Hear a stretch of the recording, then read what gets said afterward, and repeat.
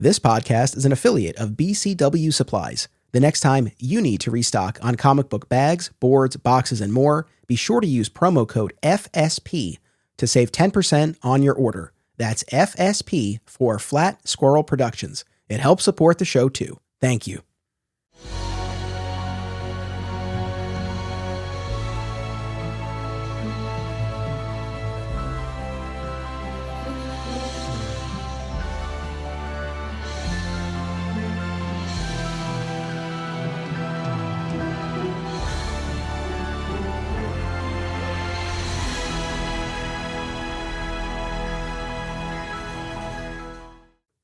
Welcome to Digging for Kryptonite, a Superman fan journey. I'm your host, Anthony Desiato.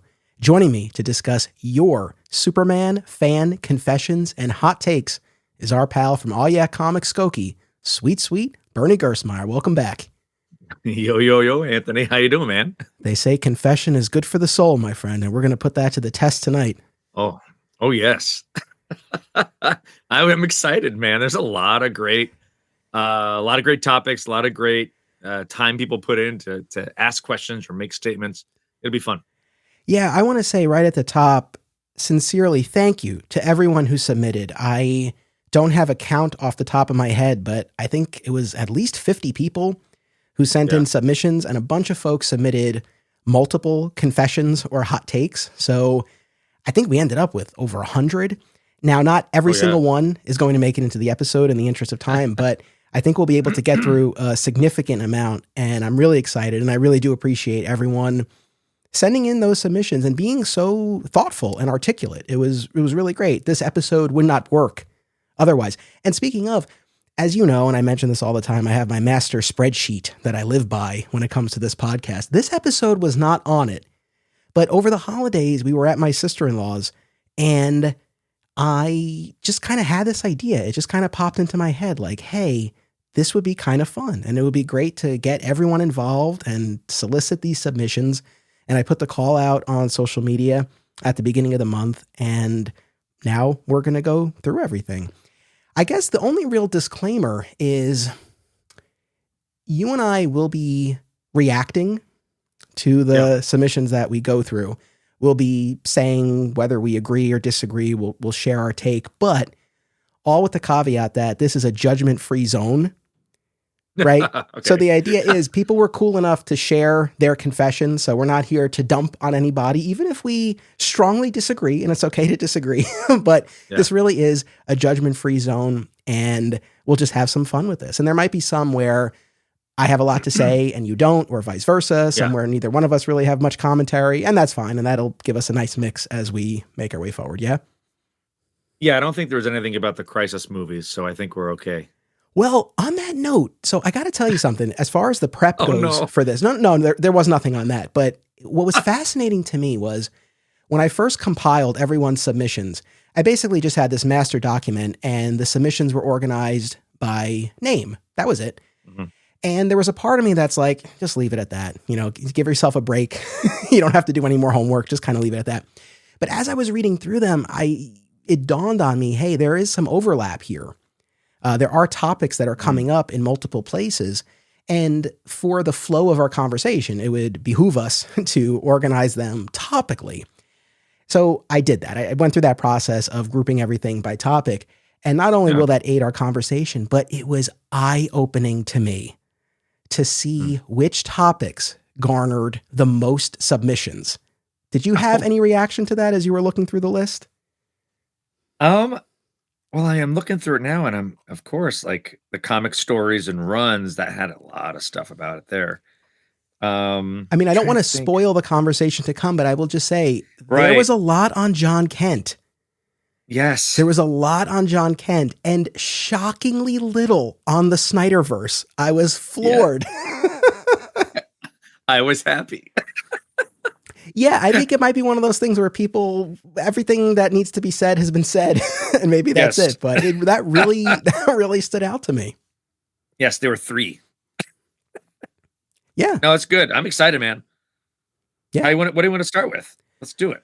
Well, I think we should start at the beginning with the origin. We had a few Yeah. submissions on the topic of the origin. Actually, last thing before we fully dive in, we are recording Yeah. this literally just a few hours before people are going to hear this episode. And Ooh. you're here. I always introduce you as hailing from Aw Yeah Comics Skokie. Anything going on in the world of Aw Yeah Skokie that you want to share with folks? Oh yeah, actually, man. So February 10th, All Yeah Skokie's running a live YouTube sale that is a fundraiser for the LA fires. So there are a lot of artists and folks that are buying. It's basically a blank sketch comic auction. So artists and creators are buying up and taking blank white sketch covers and then creating their own work on them. And then they're going to be auctioned off, and all the proceeds are going to go out through the core organization to help out LA fires and relief. Oh, that's magnificent. No, that's wonderful that you guys are doing that. And thank you for sharing that. And I encourage everyone to check that out. All right. Yeah. So like I said, let's start at the beginning with the Superman origin. We'll kick things off with our pal Jan, who says, in the discussion of Superman's origin and the different versions of it, it seems that many fans' least favorite sequence of events is the one where Clark creates the fortress shortly after high school and then spends a decade or so training with AI Jor-El. However, I think this might be my favorite avenue to bridge the gap between Clark in high school and Clark as a reporter. It's a very simple and clean way to give us the fortress, to have him learn about Krypton, and to have him fully control all of his powers to such a precise level. End quote. Thoughts on that one?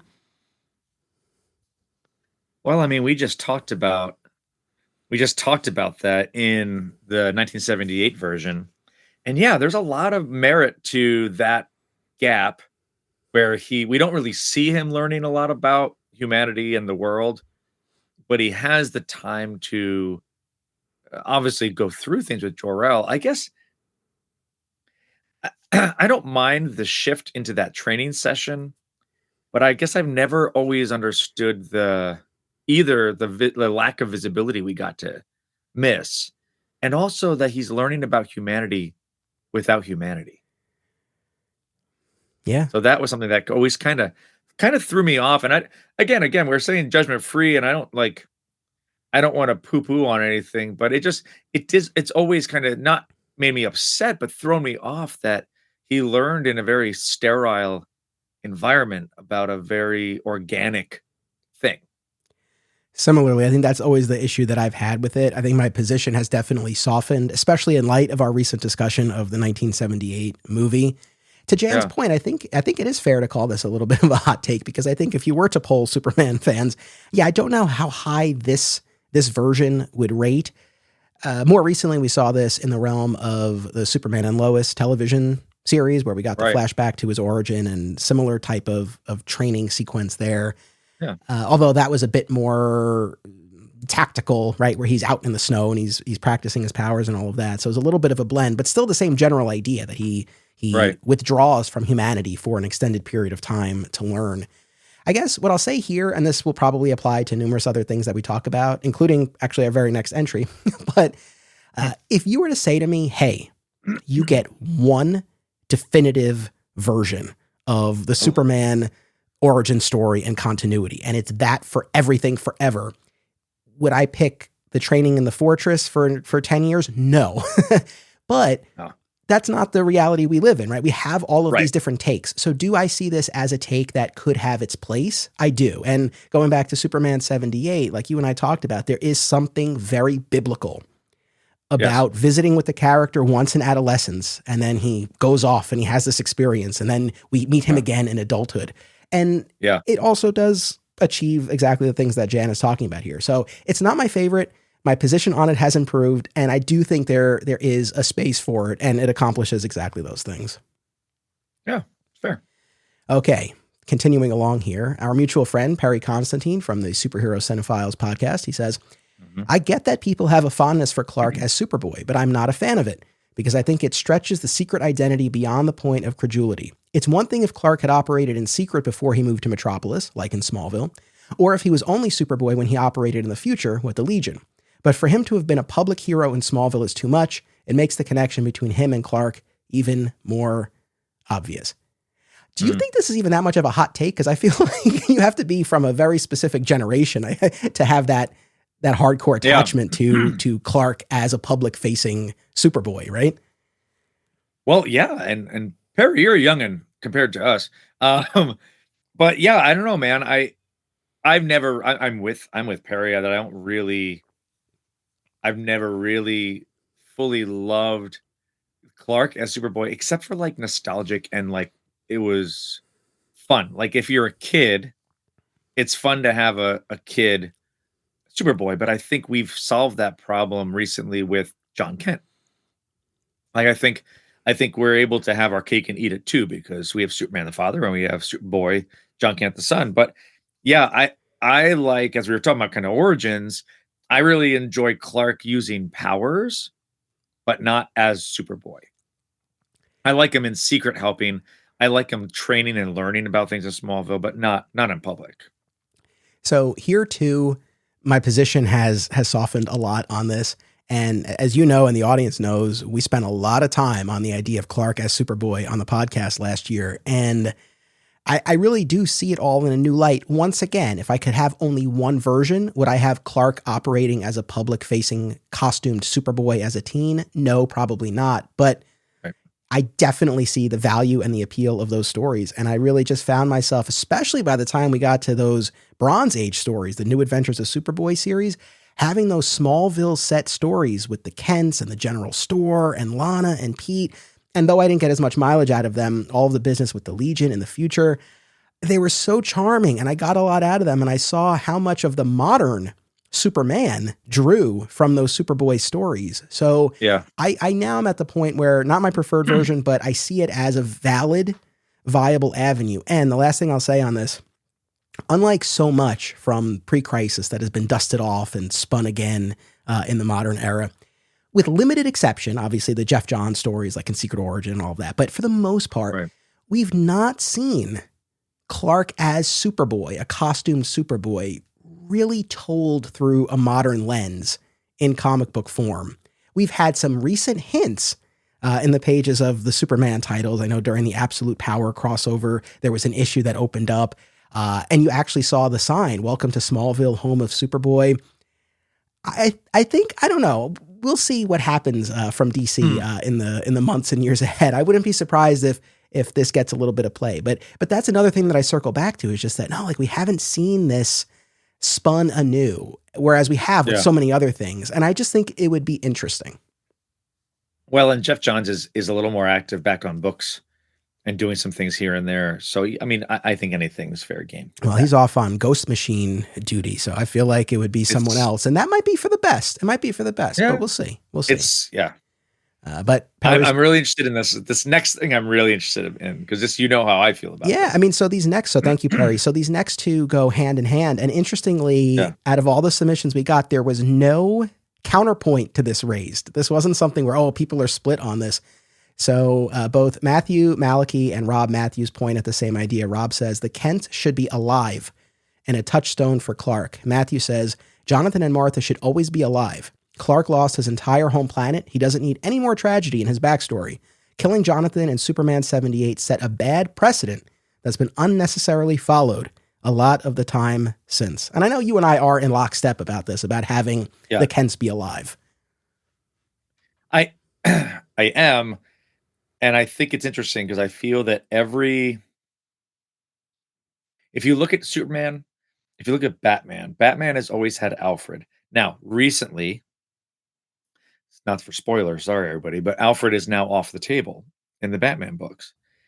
And I will be perfectly honest that has been, I think, a detriment to the books lately. I think that has changed things not for the better. I think it was a risk and it's not working in my opinion. Because I feel that our favorite, and to be honest, I think Superman and Batman, they're tortured to a certain extent as characters and heroes. They need an anchor. They need something that brings them back. They need a reminder as to why they do what they do. And Alfred and Jonathan and Martha in those two worlds are pivotal to having these stories and these heroes work, in my opinion. Amen. I will yet again quote Grant Morrison's Batman run, "The first truth of the Batman, the saving grace. I was never alone." We've talked about this so many times.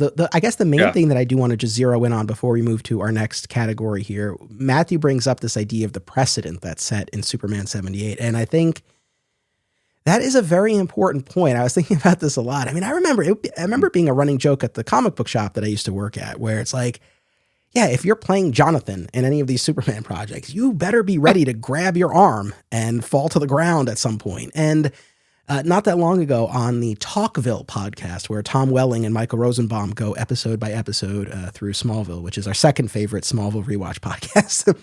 But they covered Reckoning, the 100th episode where Jonathan meets his end, and they brought in Al Gough, co-creator of the show, and they all of them were talking about. I mean, Welling and Rosenbaum have really no basis in the larger mythology, but they were all talking about how it was this fait accompli of like, oh, Jonathan has to die, like it's in the lore, it's in the mythology, it's in the comics, and it's like, well, in certain versions, and even when we go to the comics, typically, particularly in the entire pre-crisis era, it's yes. Jonathan dies, but it's both Jonathan and Martha. Like this notion of Jonathan going down at this pivotal point in Clark's journey, unless I'm totally missing something, really stems from that 78 movie. And it was very impactful. And I see why it made such an impression on fans and people who would go on to create their own projects. But yeah, just because it happened there doesn't necessarily mean that has to be the case all the time. And that's why I'm particularly curious to see what comes from the new Superman movie that we have arriving in theaters in July. Agreed. Yeah. And the teaser was literally a tease about that. Yes. You know, the last time you were here, we talked about the teaser trailer, and literally just within the past, 24 hours or so, we saw a new TV spot, a little commercial that has a couple of new shots, particularly of Superman flying. So we're not going to do a whole episode on that, but I just wanted to mention that. I already told you. I already told you what I'm doing. The teaser was the last thing I'm watching until the movie comes out. Oh, okay. You did say that. I didn't know if you would stick to it or not, but I admire that. I really do. Okay, we now move on to our next category. We're going to talk about the visuals for a little bit here. Ooh. So we start with our pal BJ Shea, who says, the yellow S on the cape is kind of goofy, and I'm not that big a fan of it. So this is very timely because I know a lot of fans were excited when they saw the yellow S on the cape on the David Cornsweet costume. Do you have a horse in this race when it comes to the yellow S on the cape? I don't, and that's kind of like what Perry's next comment is. Like, I care less about than trunks or no trunks. You know, I've never been a huge I like this or I don't like this about the costume. I mean, for Pete's sake, people, he's wearing a costume. Like, it's no matter what, and every costume has different iterations that we can either be really picky about. Like, look at Wolverine, for example. There's people lose their mind when the yellow comes out. But yeah, I don't know. I don't have a horse in this race. Fair enough. I am ultimately with BJ, where I don't particularly care for the yellow S on the cape. It's not going to ruin the movie for me. It's fine. But this might be one of those instances where the animated series really imprinted on me of just that simple, clean red cape. Yeah. And there's something to me very elemental about just the red that I really do like. So that is kind of where I gravitate, but I'm fine with either. Ditto for the trunks that Perry brings up. Okay. I think this is probably a bit of a hot take from Daniel Kloss, who says, I never cared for Kurt Swan's version of Superman. I find it to be incredibly dull and visually pedantic. Wayne Boring, Garcia Lopez, John Byrne, Steve Rude, Alex Ross, and Darwin Cook all drew a much more stylish and dynamic version of the character. Not often, I feel like you hear Superman fans dumping on Kurt Swan, largely considered one of like the definitive Superman artists. So I think this qualifies as a bit of a hot take. That's a hot take, man. That's hot. I don't know if I can agree with that. I can agree with the other names that he brought up. Sure. But I don't know if I would go as far to say much more stylish and dynamic. I think Kurt Swan's is classic. I think there's a very clean, pure, rugged style of it, and I also am a little nostalgic because that is some of the first that I've seen when I was growing up. Yeah, look, I've experienced a lot more pre-crisis Superman over the past few years than I ever had before, but there's still a lot more digging in that I need to do. So my position might change. But as of now, no, I do count myself as a fan of Kurt Swan's rendition. But hey, to each their own. All right, now we're continuing on this art theme, but we're moving into the modern era. So our pal Josh Marowitz says, Jim Lee's art is not at all to my taste, and his rendition of Superman never quite looks right. His cover to Action Comics 1000 was especially, let's say, underwhelming. And Superman's suit has always looked purple to me on that cover. We'll stop there for a minute. There's a little bit more. I actually looked up the cover again after I read this, and I was like, yeah, he's kind of right. It does look purple. Yeah. But I mean, look, as the audience knows, right? I always hone in on the writing side of whatever we're talking about. I usually don't have as much analysis to offer when it comes to the art. I'm always really mostly in awe of what these artists are able to do. I'm much harder on the writers, but while recognizing what a challenge it is to bring these stories to life in this visual medium, I count myself as a big Jim Lee fan. But interestingly enough, like I was not there for his X-Men stuff, which I know was huge, or when the formation of Wildstorm or anything like that. I mean, what really kind of introduced me to Jim Lee was when he came over and did Hush with Jeff Loeb. I mean, like that was when I was like, oh, I mean, obviously I knew his name and I had seen his stuff, but that was really the work where I was like, oh man, like this is amazing. So I do count myself as a fan. How about yourself? I'm a fan of Jim Lee's work, not as much on Superman, but definitely in Wildcats and a lot of the Image work and eventually the Wildstorm stuff. And I think his work really lends better to Batman than it does to Superman for some reason to me. I think there's the darkness, the grittiness, the edginess in a lot of the Batman, I guess in the Batman universe, kind of lends to that. But Superman, I don't love him super muscly like he mentioned. Yeah, Josh's next comment is, I don't like an overly muscly Superman. Superman's powers don't come from his muscles. He says, I love Ed McGuinness anyway. And continuing on that, Josh says, I wish Mike McKone had stayed on as the primary artist on the Superman title. I love Ed McGuinness anyway. Fair point. I wouldn't trade Ed McGuinness for anybody on those early 2000s Superman stories in the Jeff Loeb, Joe Kelly era, because when I think of that era visually, I think of Ed McGuinness. Literally, I'm looking at your background and you have the poster of Superman Batman #1 by Ed McGuinness. To me, that's just it's such an iconic representation of that era of the comics. But to Josh's point, I loved, Mike McKone did the first few issues of the Jeff Loeb Superman run because Ed McGuinness wasn't available yet. And McKone did and it was great. And I'm glad he ended up getting to do a good chunk of the Jeff Johns Teen Titans run because I love his stuff a lot. Josh's last comment really made me laugh. He said, in all caps, not about Superman, but I can't contain my rage. The book Green Lantern really ought to be about Green Lantern at this point, not any of the other colors. Enough already. And as I was reading that, you know who I had in my head? Dennis from It's Always Sunny in Philadelphia, which I don't know if you watch, but just this notion of like, I cannot contain my rage any longer. That's what I had in my head. So how do you feel about that last bit there? Oh, listen, I was a huge fan of Blackest Night and that whole run, but it did get a little overwhelming. Like I still think it needed to just come back, focus on the Green Lantern world, but then all the red and the indigo and all the white. I'm like, okay, and I'm with you, Josh. I hear you, baby. I'm with him too. It's a lot. I was reflecting on this. So going back 13 years now, but the summer I graduated law school and took the bar exam. And then I took a couple of months off after that. And during those couple of months, my big reading project was the entire Jeff Johns Green Lantern run. It's so good though. It really is. To a point, but I really found myself tiring of all of the different color lanterns and all of that. So yeah, I mean, Josh's point is well taken. I do agree with that. Okay, now we move to our next category. This is a quick one. Our next couple are pretty quick here. So we had a couple of people who sent in comments about villains. So Bob Marshall says, Superman has a rogues gallery every bit as good and as deep as Batman or Spider-Man.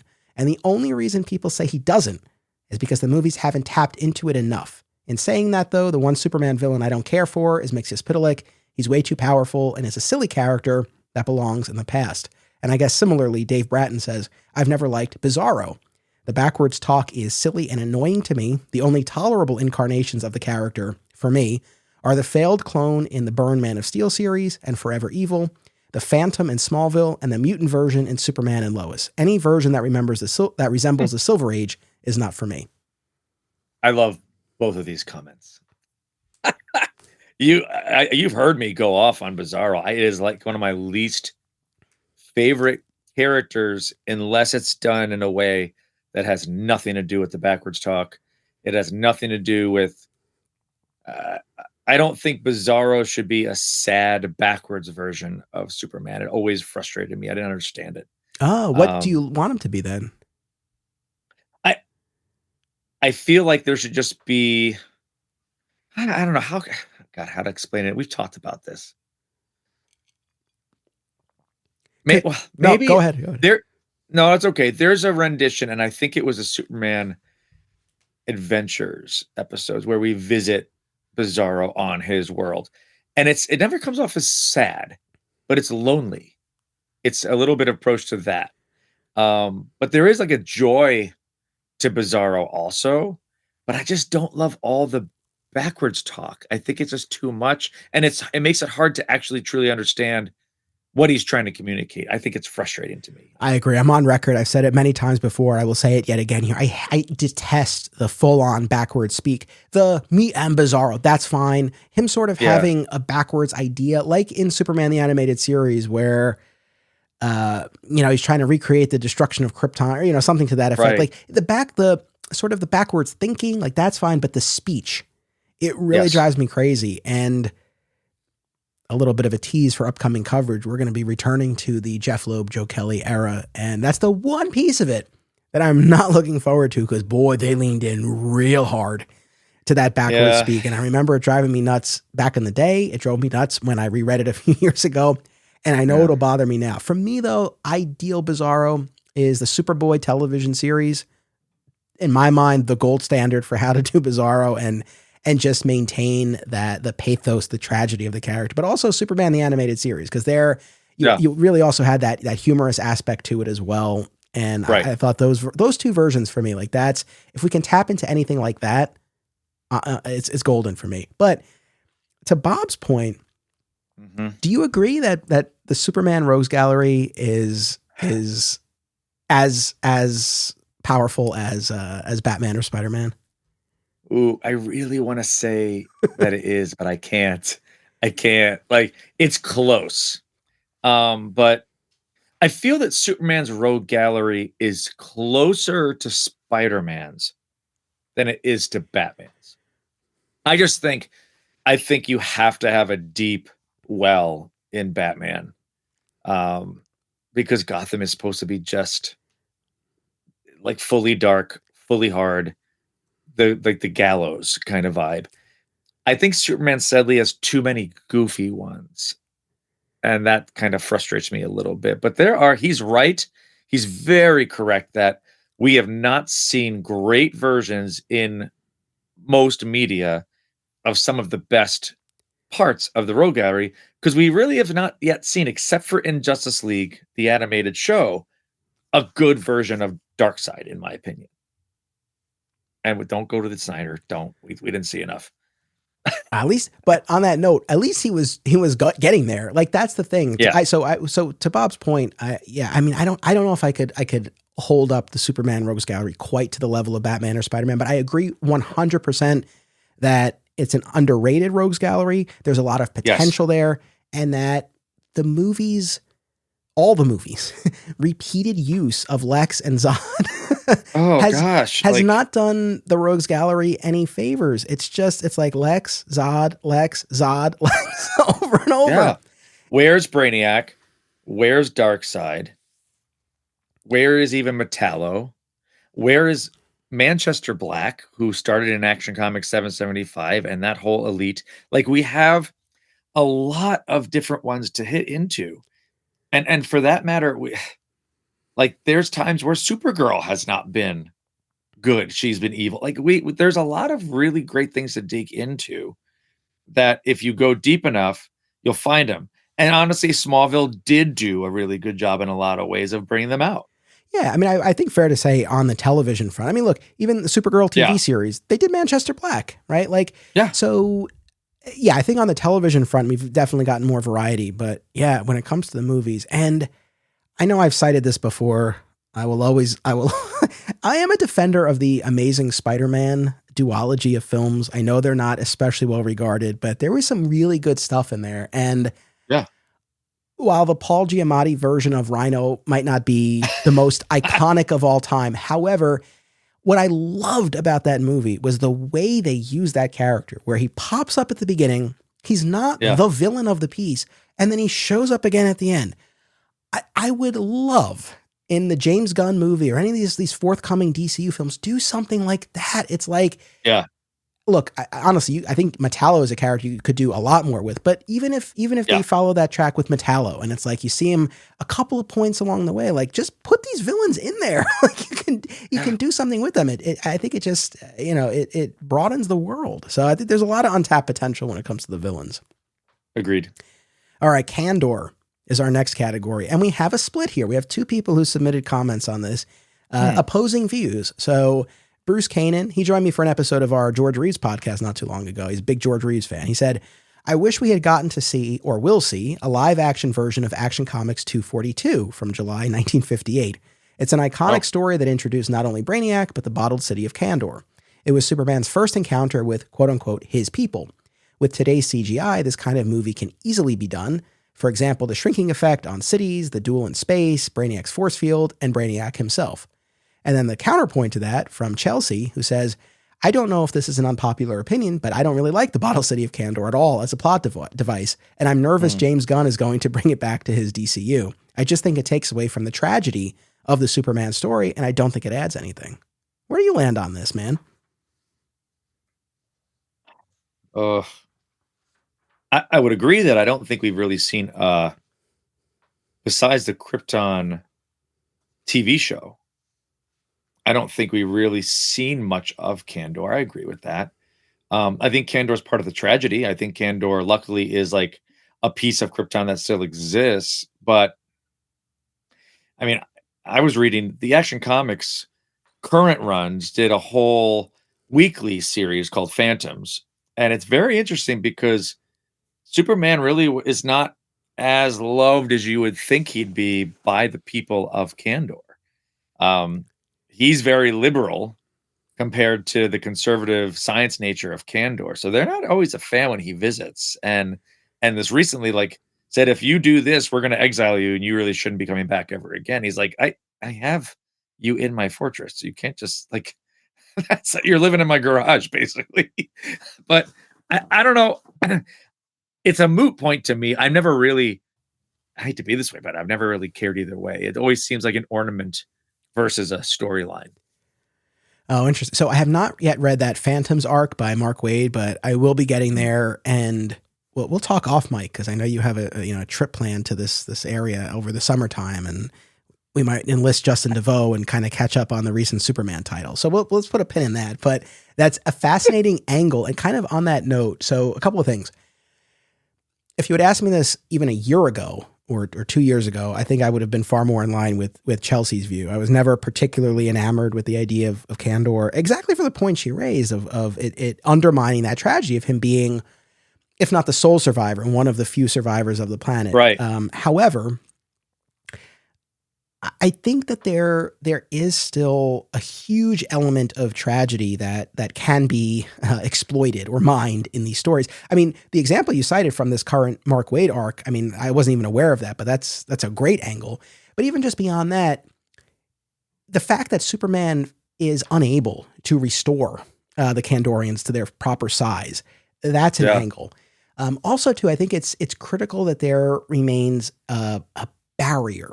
Like about a year or so ago, we went through a lot of those pre-crisis Kandor stories. And one of the things that I was not a huge fan of, at a certain point, it felt like it was way too easy to bounce back and forth between the bottle. And Superman had all these doubles, people who looked exactly like him in the city, and they would leave and they would impersonate him. And it should be the sort of thing where you can't go back and forth that easily, right? So I think as long as we retain that physical and emotional and or philosophical barrier, then I Yeah. think that element of tragedy is there. Yet at the same time, it does open up avenues of storytelling. So I've become far more of a proponent of the Bottle City of Kandor. And I am at this point, and I've said this before in other episodes, but like, I just want to see new stuff on screen. Like, let's get a little weird Yeah. here. And I really do think Gunn is going to use the Bottle City, even if we don't go Yeah, there, I think even if you're it's right. just like sitting there in the fortress. All-Star is such a huge influence on him. I would be gobsmacked if he doesn't use Kandor in some way, shape, or form. You know what? It's so interesting. I always wonder, I kind of miss the days of hearing from my grandparents and even my parents actually, of when you'd go to a movie and Pixar was starting to do this a little while and doing like the short right before the show, before the movie, right? And I can think of people like James Gunn that are kind of nostalgic and almost a little, they love vintage vibes. Um, but man, wouldn't that be cool if there was a Candor short before the Superman movies where it wasn't Superman wasn't there, but it was a Candor adventure. It was learning and seeing the inside of the Bottle City. And then you Yeah. see it on the shelf in the movie itself. Oh, dude, I would love that. I mean, I was not the biggest fan of the Kirk Allen movie serials, but the Yeah. idea of that short before Yeah. the movie and of it being serialized, where it's like you have to come back every week or Yes. every month or whatever, And isn't that nuts? I mean, they don't forget they did that with like Flash Gordon and Buck Rogers and all these you would have to come to the theater and you'd have to come to the next weekend. I know. Or you're gonna miss part two. I know. I could see It's myself crazy. thinking about the Kirk Allen. I could see myself as a little kid in the 40s being like, Mom, Dad, we gotta go to the movie. Yes, it's so great. I mean, it was smart if you think about it. It made you go back. Yeah. But Kandor, I don't know. Interesting. So we now shift to our next category. I call this our TV roundup. So this hits on a bunch of things. I'm going to jump around here. So we're going to start with our pal, Zach Moore, host of the Always Hold On to Smallville podcast, our favorite Smallville rewatch podcast. Zach, if you're listening, I love you, dude. I love listening to your podcast. I love when you and Anthony get together and talk. It brings me joy. You guys are hilarious. I'm just fanboying over Zach for a little bit. We love Zach and I. Yeah, no, those team ups. It's always fun because it's like we had such similar viewing experiences with respect to Smallville, but obviously never met until very recently. So it's always fun to compare notes. So although he and I are not totally in line on this. So Zach says, so Grant Gabriel was the worst character on Smallville, right? Just absolutely insufferable and there for an entire half season. So super quick for anyone who's not familiar, this was season 7, a character played by Michael Cassidy. He was the new editor of the Planet. He started a relationship with Lois Lane, his subordinate, which is its own issue. But then, spoiler alert, it was revealed that he was actually the aged up clone of Julian Luthor, Lex's baby brother who died in infancy. And Julian ends up aligning with Lionel Luthor. And of course, this rubs Lex the wrong way. And this is Lex towards the end of his journey on the show in season 7 before he leaves. So this was a pretty dark version of Lex. And he has Julian killed. And then Lex goes outside the mansion and it's raining and he looks up to the sky and he screams out. And Julian was never mentioned again. Nope, never mentioned again. I feel like that part of the show is such a terrible version of Days of Our Lives. I feel like it was so soap opera-y. It pissed me off. I am with you, Zach. Lana and I, we were watching an episode, and it was one of those episodes, and Lana sees him and goes, "Oh God, I hate that guy." I'm like, even my teenage daughter cannot stand that character, and I get why they did it, but she couldn't even stand the actor. We saw him in something else, and she goes, "Ooh, there's that guy I can't stand from season 7." Well, he played quote unquote Jimmy Olsen in BVS at the beginning of the movie. So 2 things. First, I'm most familiar with the actor Michael Cassidy from his role on the OC. Yeah. And then he also made a few great appearances on the OC Rewatch podcast. So I like the actor, and I think that's probably coloring my view a little bit. I don't Yeah. disagree. He's far from the best character on Smallville, but all I would offer in response is Cat Who's the Grant. worst? Cat Grant in season 10, not Catherine Grant in season 9. Cat Grant, played by Carrie Lynn Pratt in season 10, who hates vigilantes. Oh, She gosh, was yeah. the worst. She might be the worst. Now, to Zach's Or one of the worst. in Zach's defense, his point about Grant being as prominent as he was, right? Like Kat only has a few appearances here and there. It's not like she has this substantial storyline. So fair enough on that front. But I found her far more grating than Grant Gabriel. So justice for Michael Cassidy. Oh my God. All right, this next one, I'm going to jump to our pal Rick Reason. Rick is going to break my heart here, but he's done it before, so this is not news to me. You just said mid? All right, take a breath, everybody. Rick says, Oh, Rick. Smallville for me is mid. You already knew this, but I did watch every episode, and I'm glad it exists. The Supergirl TV show is my least favorite Superman-affiliated media. I mean, Rick's just dropping bombs here. Now, I don't take the Supergirl one as personally. The Smallville one totally breaks my heart. But to Rick's credit, he watched all of Smallville. He's glad it exists, even if he thinks it's mid. So there's something to be said for that. Look, I know your love of Smallville as well. So I guess what I'm more curious to hear from you is how do you feel about the Supergirl comment? It's his least favorite Superman-affiliated media. Like, even less than the Supergirl movie? Oh boy. Oh gosh. I really don't like season 1 of Supergirl. I liked the shift for a number of reasons because I think it lined up better with the CW show tone. And you could just tell the way it was on, was it CBS that ran it first? Yeah, season 1. Yeah, man. Oh gosh. Well, it's funny because as we all know, we're getting this Supergirl Woman of Tomorrow film in June 2026. And so you will not be shocked to learn, Berniak, that we're going to be doing massive Supergirl coverage at the top of next year. And really? Of course. And I'm already mapping it out. And I obviously have to represent the Supergirl TV show. I'm not the biggest fan of it. I didn't even make it all the way to the end. I made it through Crisis and a little bit after, and then I tapped out. So I don't know. It's funny. I was talking to my wife about this, and she was like, "Are you going to rewatch the whole thing?" I was like, "No, no way." At most, I would finish the final season, but I think it's going to be, I don't know. We'll just pick some highlights or something like that. Lana, we couldn't do it. We couldn't get through the whole thing. I think me and Lana got through. Was it Ruin? I think there was a season with Ruin, and then maybe it was. Wait, you mean Rain? Is it Rain? I thought they used, maybe. It was oh God, I forget her name. But it was her, and then there was another major storyline, and I couldn't do it. I know the Legion of Superhero stuff I just couldn't, Dreamer. I think that maybe she was on it. I couldn't finish the show, man. I couldn't do it, and I wanted to, and I know everybody's like, oh, you should watch the last episode. I couldn't do it. Yeah, I think it's just they co-opted so much of Superman storylines and villains and whatnot, and just core dynamics.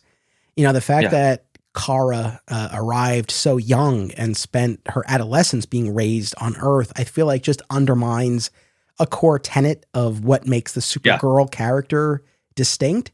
Now, I love Melissa Benoist. Like, there's a lot about the show I enjoyed, and I like her a lot. I actually liked, what's her name? Alan McBeal. Laura Vandervoort. Callista Flockhart as Cat Grant. Yeah, she was great. I kind of dug that. Yeah. So not my least favorite, like it is for Rick, but I do get where he's coming from on this. So, I hear it. All right, let's go to Luke Deckard. I can't. What? Okay. Oh no, I'm looking at the earlier ones about my boy Tyler, and it's hurting me a little. We'll get to Tyler, but let's go to Luke here, who says he has two. He has one Smallville one and one Lois and Clark one. So he says Smallville should have time jumped 5-ish years after the season 4 finale, much like One Tree Hill. The show then could have reset the Lex Clark dynamic as the Blur arrives in Metropolis. Lana could have been written away, and focus could have been on Lois and Clark's journey as journalists. End quote. I think if you had asked me during the run of Smallville, should they do a time jump between high school and college, I would have said yes. Mm-hmm. Looking at the totality of the series, there's something kind of endearing to me about the fact that like it went so long and we just tracked him all the way through. Yeah. In fact, one of the things I strongly dislike about the series finale was that, to me, very arbitrary 7-year time jump at the very end. It's like, why the hell you don't need that? You're like, the guy became Superman. We're good. Like, just stop it here. Yeah. So I don't know. I his point is well taken, but I never like now I don't feel the need for that. But I do love a good One Tree Hill reference, though. What about you?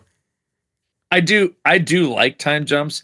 I mean, I was a big fan of like Lost, and I loved the slides, the sideways and back flashbacks and flash forwards and all that kind of stuff too. But I really enjoyed even the fact that Lois was introduced before she was a love interest. Like she was somebody that actually showed up and they couldn't stand each other. And then we watched all that grow too. I know I can see the point, but I like how they did it.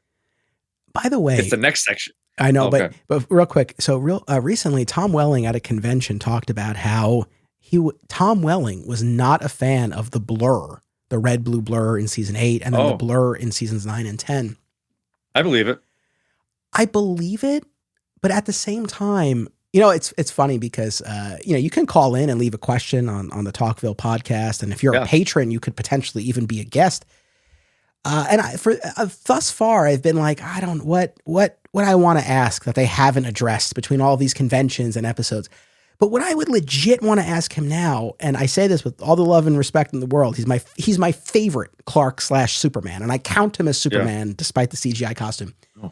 But it's like, what would he have wanted Clark to be doing in seasons 8, 9, and 10? Because we know he wouldn't want Clark to be Superman. Right. What? That's my question. It's just like, what?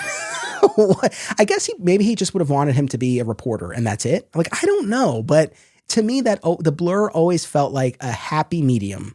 Like you're moving the character forward. He's doing something. He's proactive.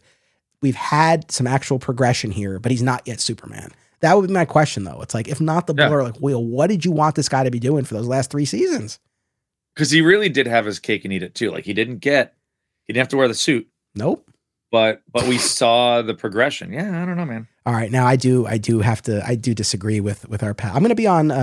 Zach and I are actually going to be recording an episode of Luke's podcast coming up, so this is very exciting. But I do disagree with Luke on this one. This is rough. Luke's second comment is Dean Cain's Clark / Superman might be the worst on-screen interpretation. He plays Superman like a dumb child far too often. Examples. The episode, he's ordered not to use his powers, but keeps doing so in silly ways, like flying away from a spilled coffee, or him telling Ma and Pa he had his fingers crossed when he told Lois he didn't love her. Luke is not, I've seen other posts. I know he's not a fan, particularly of Lois and Clark, but, and look, we'll put aside, you know, any sort of kind of real world feelings about the actor who portrayed the character, but, yeah, I mean, look, again, to each their own, but no, I have a far more favorable view of the Dean Cain interpretation of the character than Luke does.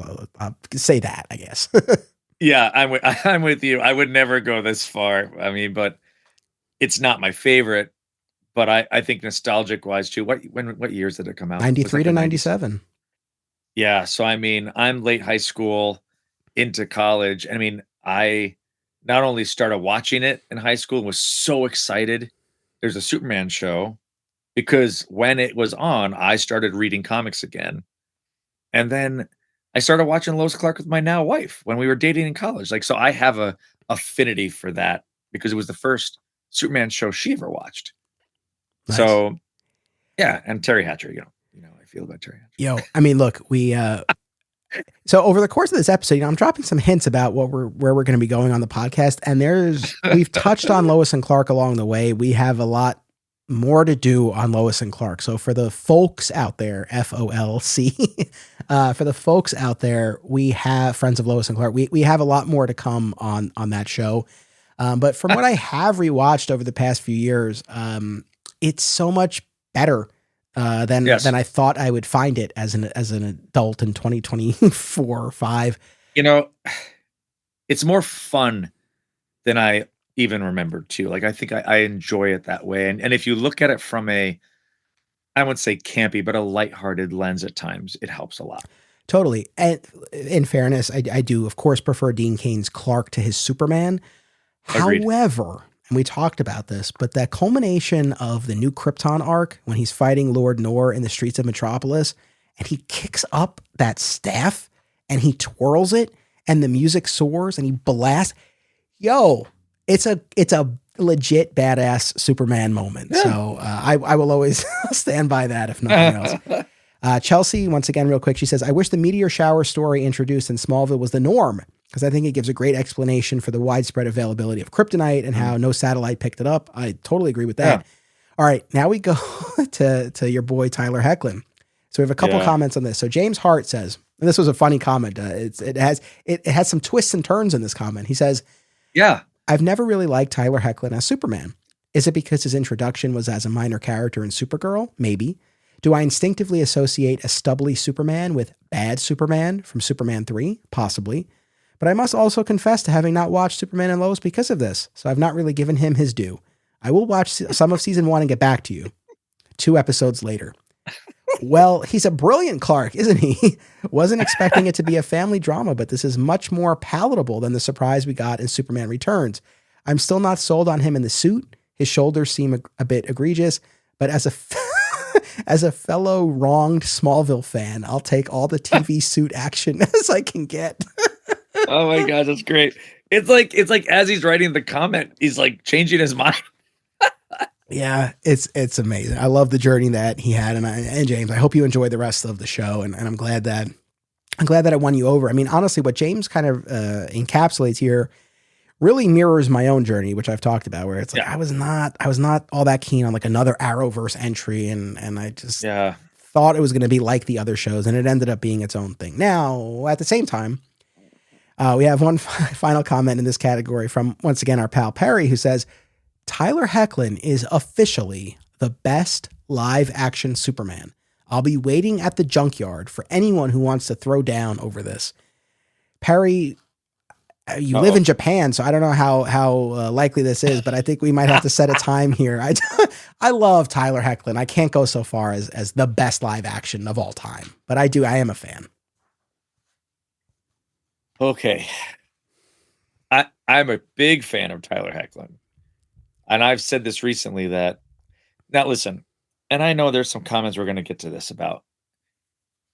I will always, I don't even kind of keep Christopher Reeve in the same company as all the other Supermen, to be honest. I kind of keep him outside of it. Like, he, to me, is iconic, and I don't compare him with the others. It's like, he's on the top of the shelf here. Let's just not even pretend. And then let's talk about the other ones. And at the top of the heap, underneath Christopher Reeve, I really do have Tyler Hoechlin, only because there are so many moments that I believe he is an excellent Clark and an excellent Superman, and I can't say that about all the other ones. And that's my hot take. All right, fair. Got it.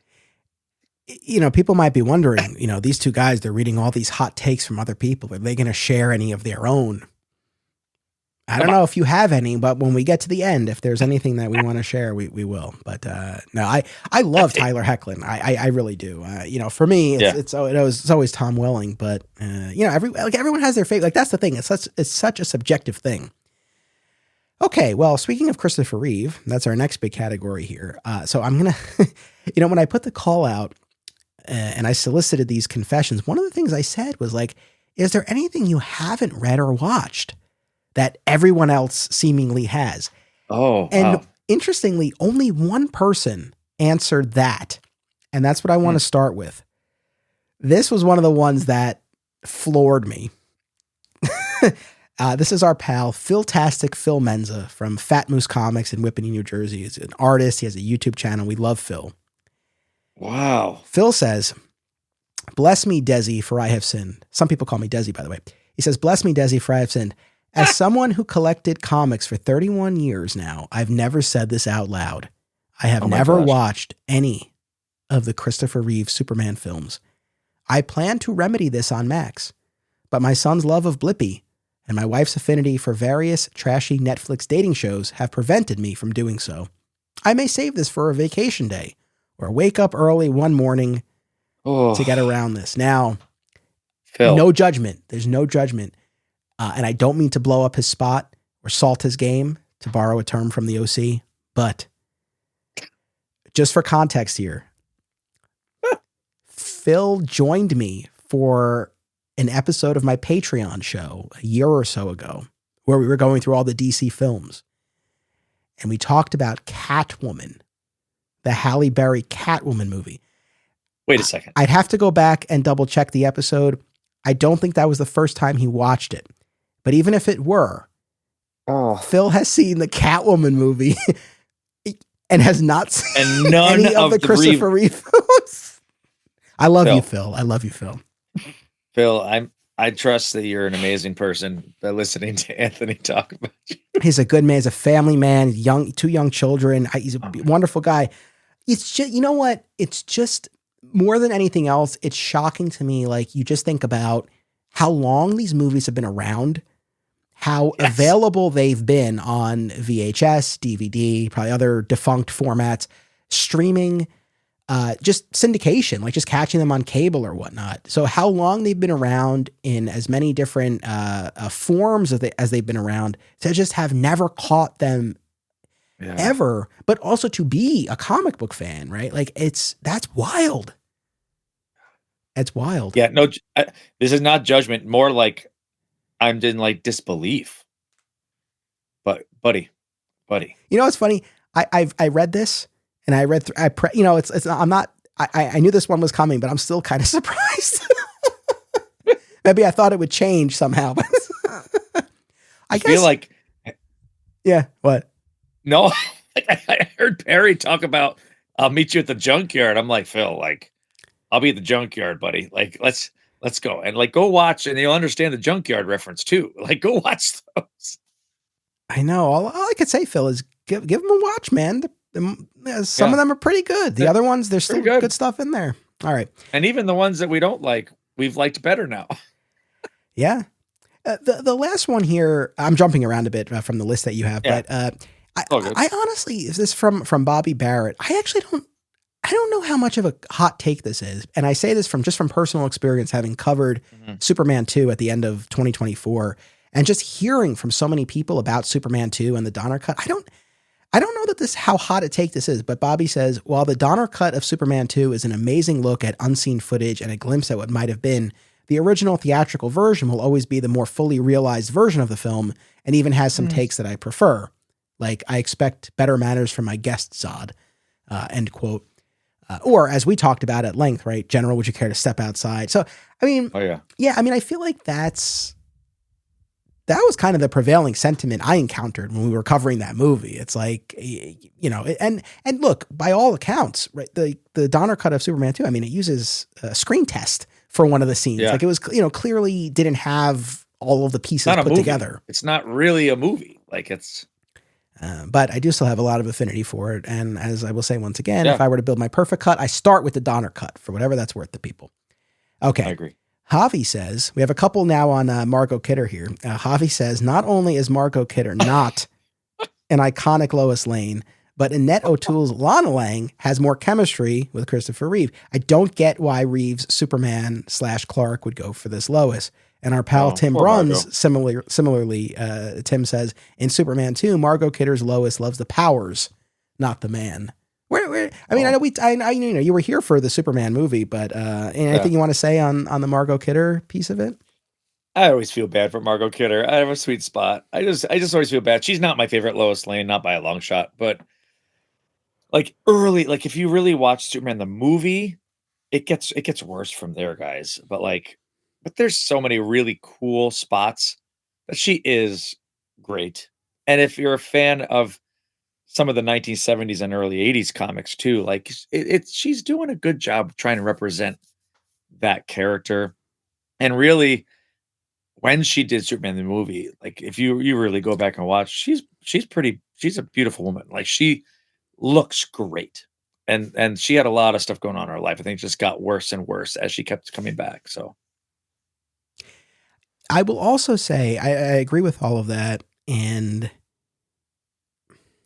I don't know. I like to Tim's point about in Superman 2, she only loves the powers, not the man. To me, I feel like it more, I get where he's coming from with that, but I feel like Yeah. that speaks more to the fact that in that iteration of the franchise, and look, I found a lot more humanity and depth and internal struggle in those films upon rewatch than I had remembered. So Yeah. there's stuff going on there, but still, the sort of critique that I've always levied against Superman 2 in particular, I do think still holds of like, when you take away the powers, like what is left there? Like, we don't spend enough time with Right. him as his quote unquote true self to know who he really is. So I don't know how much of a Right. fault it is of Lois, as Agreed. opposed to And the it's way the movie presents the character overall. agreed. And you're very right that we do see a lot more of Superman than we do of Clark or the real Clark. We're not really sure who the real Clark is in the first two movies. Like we've talked about that too. Yeah. Clark in the Fortress, I think, in that film series is probably where I land the most. But Or honestly, Clark right before his dad dies. yeah. Like that's kind of where I see it too. So We have Craig who says Superman the movie would be far better without the camp humor of Otis, Miss Tessmacher, and Luthor. I prefer a slightly rougher, not darker Superman, like in New Frontier, The Golden Age, or Morrison's Action. Him taking on corruption and being a champion of the oppressed is much more interesting to me than someone saluting a flag or telling kids to drink milk. He can still be friendly, inspirational, and majestic without having an element of cheese. End quote. How do you feel I about don't that? I don't fully disagree with that. I would probably say, and we talked about this a little bit too, like Otis and Teschmacher, they're not my favorite parts of Superman the movie. But I look at the time. I look at the time of the movies being made. I look at a little bit of Dick Donner and like he had a little bit of camp in there too. Like, yes, I don't know. I don't full I think there needs to be a lightheartedness. I don't always prefer a slightly rougher, darker Superman. And he said not darker, but Yeah.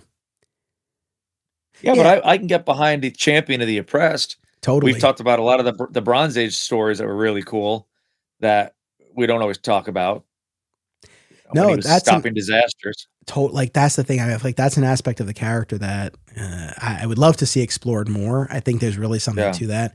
I don't mind that. I don't mind that camp humor. I mean, it's funny because it's like it takes different forms, but all versions of Lex, except Michael Cudlett's and Superman and Lois, has some element of humor. So I think it just depends on how that manifests. So I don't know. To me, I don't mind it in Superman the movie, but I get that. Yeah. This one, the last one here on the Reeve films, this one I found particularly interesting from the Positive Fan on Instagram who says, people are too attached to the Reeve Donner films. They did a lot of things right, but people's nostalgia for them makes them forget or hand wave a lot of the weird and bad stuff, peeking at Lois's underwear, wiping her memory, quote unquote, killing Zod, etc. The feeling that no one else can measure up to Christopher Reeve has hurt the character and contributed to our not getting to see other interesting takes. I know many love the Williams theme, but I'd retire it for good to give other Supermen more freedom to chart their own path. Fans of the Snyder films get a lot of flack for being toxic, but the deification of the Reeve Superman has done a lot of damage to Superman discourse as well. Well, he's certainly not going to like the comment I made earlier about Christopher Reeve because I don't know. I don't know. I don't agree that it could hurt um other takes of Superman. I don't feel like I compare. I don't feel like compare other Supermans necessarily to Christopher Reeve. I just really enjoy his take, and there's other sides of how Christopher Reeve I don't know. How can I say what's the right word? His portrayal, I think, was very special for me because it was my first Superman too. I think everybody has, like Doctor Who fans say, you love your first Doctor, like no matter what, depending on what age. But I don't know. Where are you on this? I'm not. I don't know. Well, I I go really back. I really appreciate the Positive Fans comment, and there is a lot about it that resonates with me. And Hell, that could probably be its own episode. So I guess to kind of keep this concise, one of the things I've learned over the course of these past few years is that any Superman, any iteration is somebody's like diehard favorite, right? And it's funny, not a single submission touched on George Reeves. We do a whole George Reeves rewatch podcast, and what I've come to find is that there is a whole contingent. And there are very well-populated groups on Facebook where Superman started and ended with George Reeves in the 1950s, and that's it. Wow. So I think for every iteration, I think the Christopher Reeve iteration arguably has the most sizable contingent, maybe of people who were so kind of imprinted upon by those films. I think.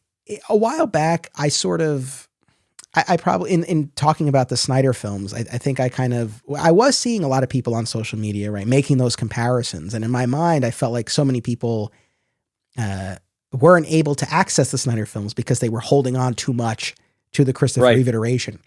In talking with more people, right, and all of that, I think there are some people in that category. I think there are other people who are not in that. I think there's just a mix and all of that. But still, I think the positive fans comment to me, like I said, it resonates because I like, and we talked about this when we did Superman 78. It's like, it's such a fine line because on the one hand, I totally understand and appreciate having your favorite, and we all have our favorite, but when we have our favorite and we sort of frame it as this is the pinnacle, no one can ever touch this. I don't know how much that opens us up to other interpretations. And so when I see like Christopher, like no one will ever touch Christopher, it's like, I mean, okay. And if you truly feel that in your heart, that's great. But even for me, Tom Welling, Smallville is so formative for me, but I still don't look at him and say like, no one could do it better. I'm like, no, I mean, I don't feel that way. And that's actually not what I was saying when I earlier said about Christopher Reeve. I guess I'm coming from it more as like his interpretation rang true with me for multiple levels, not just character, not just Superman or Clark. There's a lot to his story and who Christopher Reeve was, and watching the documentary helped me like kind of put into context why that was the case for me. But I think for some people, what frustrates me is that it stops there and they can't watch other things, or they don't have the ability to make a comparison because it stops there. Like I still will watch every iteration of Superman and like things about every single one of them. And I actually don't love ranking them even because there are really, I almost put them all parallel with like, they're like tiny little bumps, but like, I don't love doing that ranking stuff because they are all somebody's favorite. Tyler is somebody's favorite. Dean Cain is somebody's favorite. Brandon Routh is somebody's, but we can all learn and take something from the interpretation, but I don't love the idea of the end all be all and it stops there and I refuse to watch anything else. Totally. My God, David Corenswin is already some people's favorite somehow. I don't know how. I don't know how either. But I don't know. He's number one for some folks already. But yeah, no, I really appreciate that comment. It was an interesting one, and it's an interesting aspect. So we'll continue along the film route here. So I'm going to take these as a unit because they really all speak to the same idea. We have a quartet of submissions that all speak up for Superman Returns, which this was one of the other big things that really jumped out at me. The volume of submissions for John Kent, which is coming right up next or in a little bit, the surprising lack of Snyder submissions, and the amount of support for Superman Returns, I think were some of my biggest takeaways from this. So I'll kind of go through all of them and then we can say whatever we want. Chelsea, once again, she says, I actually really like Superman Returns. I hadn't watched it until recently because I wasn't expecting to like it, and Christopher Reeve's Superman is sacred to me, but I enjoyed it a lot more than I thought I would. Mitch says, I really like a lot of Superman Returns, especially the complex relationship between Superman, Lois, and Richard White. I like the characterization of Richard White, who seems like a really good guy for Lois, and you can feel how difficult it must be for a regular guy who is engaged to a woman whose former boyfriend is Superman. I also liked Kate Bosworth's performance as Lois. I've seen many complaints about the actress being too young for that characterization, but I felt Bosworth's performance was strong enough that I wasn't bothered that it was delivered by a chronologically younger actress. As much as Superman and Lois feels like a believable story of Superman and Lois Lane as parents, Superman Returns feels like a believable version of a Superman and Lois who grew apart. One of the few Superman stories that does not follow the cliche that Superman and Lois are predestined to be together. Brian Dempsey says, I love Superman Returns. I am patiently awaiting an extended cut of the film with the deleted scenes and character moments added back in. Next year is the 20th anniversary. And yes, I am aware that Singer and Spacey may have ruined it for everyone, but the movie still has good reviews and turned to profit despite the weight of false starts being added to it. And finally, Eric Noriega says, Brandon Routh is sadly underappreciated for his performance in Superman Returns. He is the most earnest, big screen portrayal of Superman that gets me every time. In addition, the airline scene in Superman Returns is the best Superman scene on film. Ooh. Now, you joined me years ago at this point, and we talked about Superman Returns. I feel like we found a lot of redemption for it. I agree. Yeah, I'm with you. 20th anniversary. Oh, I know, my God. Because I always go back to that summer during college going, and to me, it feels, it wasn't that long ago. It's like 20 years. Also, no, 20 years. I have to, and I'm sure I've told this story before. In fact, I almost certainly told it when you and I did that episode, but when Eric mentions the plane scene, this was such a running joke at the comic book shop where one of the guys at the store, he would always tell us that he was rewatching Superman Returns and it was great. And, now I feel a lot more favorably towards the movie, but back then not so much. And, he would always say, I rewatched it. It was great. And one day, I guess we pressed him on it more in conversation and we're like, you watched the whole thing? He's like, no. He's like, I just put it in. I watched the airplane scene. What? We're like, that's it? It's like, of course you have this, this very high view of the film. It is a great scene. I always think about that. But I do especially like Mitch's comment about how, and look, had that series continued I think we would have eventually circled back to Superman and Lois. I'd be surprised if not. But looking at Superman Returns in a vacuum, to Mitch's point, there's something very bittersweet, but also real about hey, this might be a version where they don't end up together. So I kind of like that. Well, I mean, it's interesting. So if you think about Superman Returns was supposed to be like the real Superman 3, right?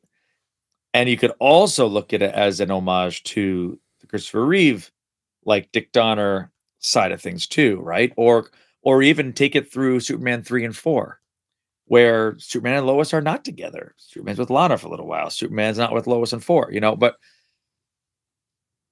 I mean, there's a lot of comic interpretations where Superman and Lois are not together. That even in the New 52 reboots, right? Yeah. They're not together. And it's, I think Superman Returns, if you look at it from the lens of another continuity or an Elseworlds or a parallel. Yeah. Again, perfect example. I feel like we can enjoy Superman Returns for what it is and not go, no, I can't stand that. Totally. No, I mean, I don't know. This is a larger thing, but I think with the movies in particular, we go in, we're speaking from my own experience. I go in with expectations and it can really kind of knock you out of the viewing experience when it doesn't line up with your expectations. And so with Superman Returns, it's like, this was the big screen return. And it was following those first two Reeve films. And we're in that, and in that moment, there was a lot that I found lacking, but in time going back to it, it's really a beautiful movie. The music is great. Brandon Routh is terrific. And then of course, getting to see him come back and as the Kingdom Come Superman on TV was fantastic. The whole father-son aspect, hit completely differently watching it as an adult. So it is one of those things, for anyone listening to this, if you haven't watched Superman Returns in a while, or Phil, I assume you've never seen it at all, give it a watch. Oh man, imagine if he has seen Superman Returns and not the other ones. Yeah, I don't. That's a good question. All right, and then we have just a few that touch on the Snyder stuff. So Bob Marshall says Jesse Eisenberg was a great Lex Luthor. That's it. I agree. Uh, that rooftop scene where he articulates his worldview. That character was about something. I will stand by that version of Lex Luthor. I will take that version of Lex Luthor over the Superman and Lois version any day of the week. Oh my gosh. That's 3, by the way, everybody. Is it 3? I thought it was 3. only 2. Did I get 3 in there? All right, No, I'll stop. You got 3 in there. I'll stop. All right, that's my last one. It's still fresh, damn it. I'm like Josh, I can't contain my rage. All right. Can't keep it in. Jan says, maybe a nuclear take, but it seems that the common train of thought is that Affleck's Batman is the best part of BVS, and even people who don't like that movie tend to like him. I'm the opposite. I think the Superman parts are still jumbled and could have used another draft, but I'm mostly okay with them. It's the Batman subplot of that movie that really hurts it for me. I was not clamoring for a Batfleck movie at all, and I'm happy he's gone. Did not care for that version of the character. End quote. So Jan doesn't explain why per se, but I think it's fair to call that a hot take because I the sense I have gotten for as much as people complain about that movie, and here at Digging for Kryptonite, people know I'm a defender of it, but as much as people complain about that movie, one thing that people do typically highlight is Batfleck. So that is interesting. Yeah. Even myself, I was very surprised how much I enjoyed Ben Affleck as Batman. Yeah. I still to this, I really hope that at some point we get to see his script for the solo Batfleck movie. Oh yeah. Interesting. So we'll see. And then Joshua Daniel Van Dyne says, Man of Steel is a better Superman origin movie than Superman the movie, and a better Superman versus General Zod movie than Superman 2. The only thing that keeps that movie from being perfect in my eyes is the scene where Jonathan forbids Clark from saving him in the tornado. We did episodes on both of those movies. Yeah. What's the better origin, Superman the movie or Man of Steel? It's definitely a better Zod movie. However hot a take that is, I will defend that. But what's the better origin? Yes. Both. I think if you take bits of both, I really enjoy it. Like, I really enjoy the opening of Man of Steel as far as that Krypton. But I like the fortress in 78. Yeah. Fair. And I don't know if they can exist in the same universe, but I really love the approach to the Krypton that we see and the strife and the battle and that relationship between Jor-El and Zod. But then I also really like the peace and calm that the crystal side of things offers. Yeah, I think, again, both valid in their own right. Yeah. I don't want to belabor the point about the tornado because you and I spoke about that at length, but I do feel strongly enough that I do just want to say again real quick, Clark not saving Jonathan was probably even as I came around a lot on the movie, that was still probably like the last thing that was still giving me pause about Man of Steel. And not to rehash the conversation that you and I had, but what unlocked that for me was, I think, and probably a lot of people look at it from the perspective of the son of Clark. And of course it's frustrating. It's like, well, of course I would save my father. Why wouldn't he save his father?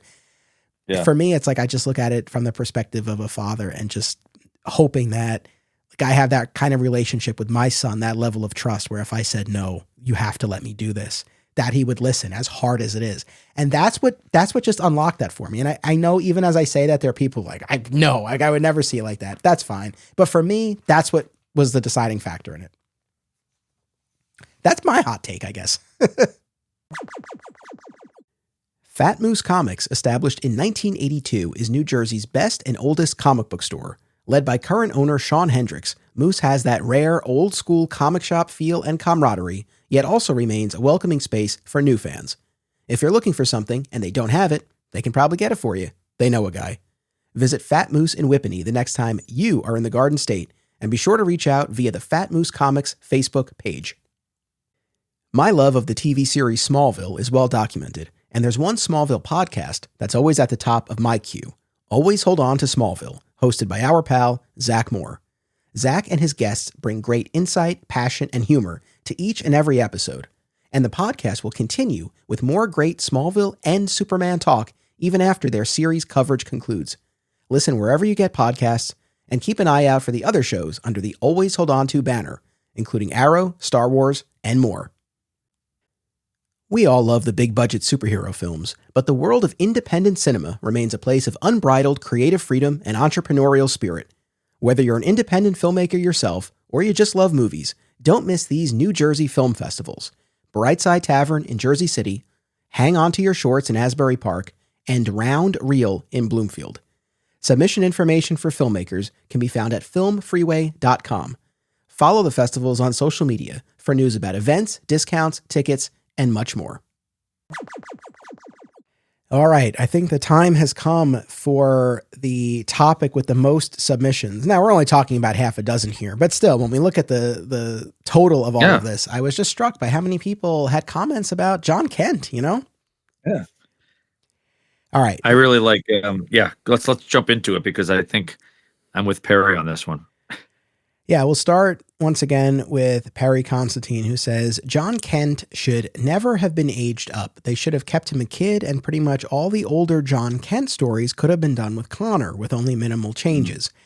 The bisexuality aspect would have especially worked better with Connor, given the long-standing fan speculation about him and Tim Drake, who is also now canonically bi. This would have allowed them to tell the same stories while also opening the door for more Super Sons adventures with young John and Damian, plus the added benefit of an older brother, younger brother relationship between John and Connor. And kind of on that note, we have another submission from Logan Alexander Smith, who hits on the same idea, who says, I don't know how hot a take this is, but if DC wanted a young bisexual Superman that they could use for Pride coverage, which I do understand the importance of, and they had signed off on Bendis bringing Connor back, I don't understand why Connor wasn't put in this role. Of course, I also don't understand why, if he was going to team up with the Legion anyway, they didn't use them to age him up instead of stepdad Volcano Jail, but whatever. Oof. Yeah, jeez. So there are even deeper kind of confessions that are still to come about John Kent, just his very existence. But these first two is particularly about the aging up. I mean, I do feel very strongly about this. I agree. Yeah, it kind of felt like it blindsided all of us, because it just came out of nowhere, and I think we were all so enjoying the rebirth side of it with him and Damian, and just the dynamic of the family, and then it was kind of just stripped away, and it was gone. Yeah. No, I mean, it still bothers me. And I, at the same time, and you joined me, we talked about that Tom Taylor, Son of Kal-El series. Yep. And I am a fan of it. And I like Tom Taylor's subsequent Adventures of Superman, John Kent miniseries. So I've liked stories with the aged up John. I guess I more than anything, I suppose I hate the way we got there.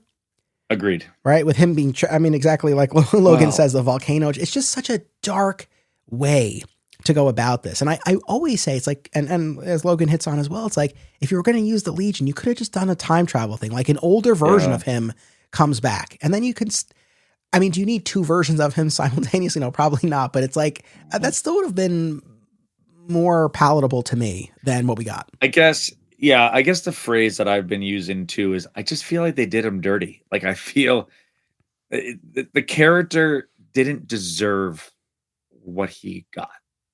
And it wasn't just aging up, but it was what happened while he was getting aged up. Like, that's not okay. Come on. Like, there's no reason for that.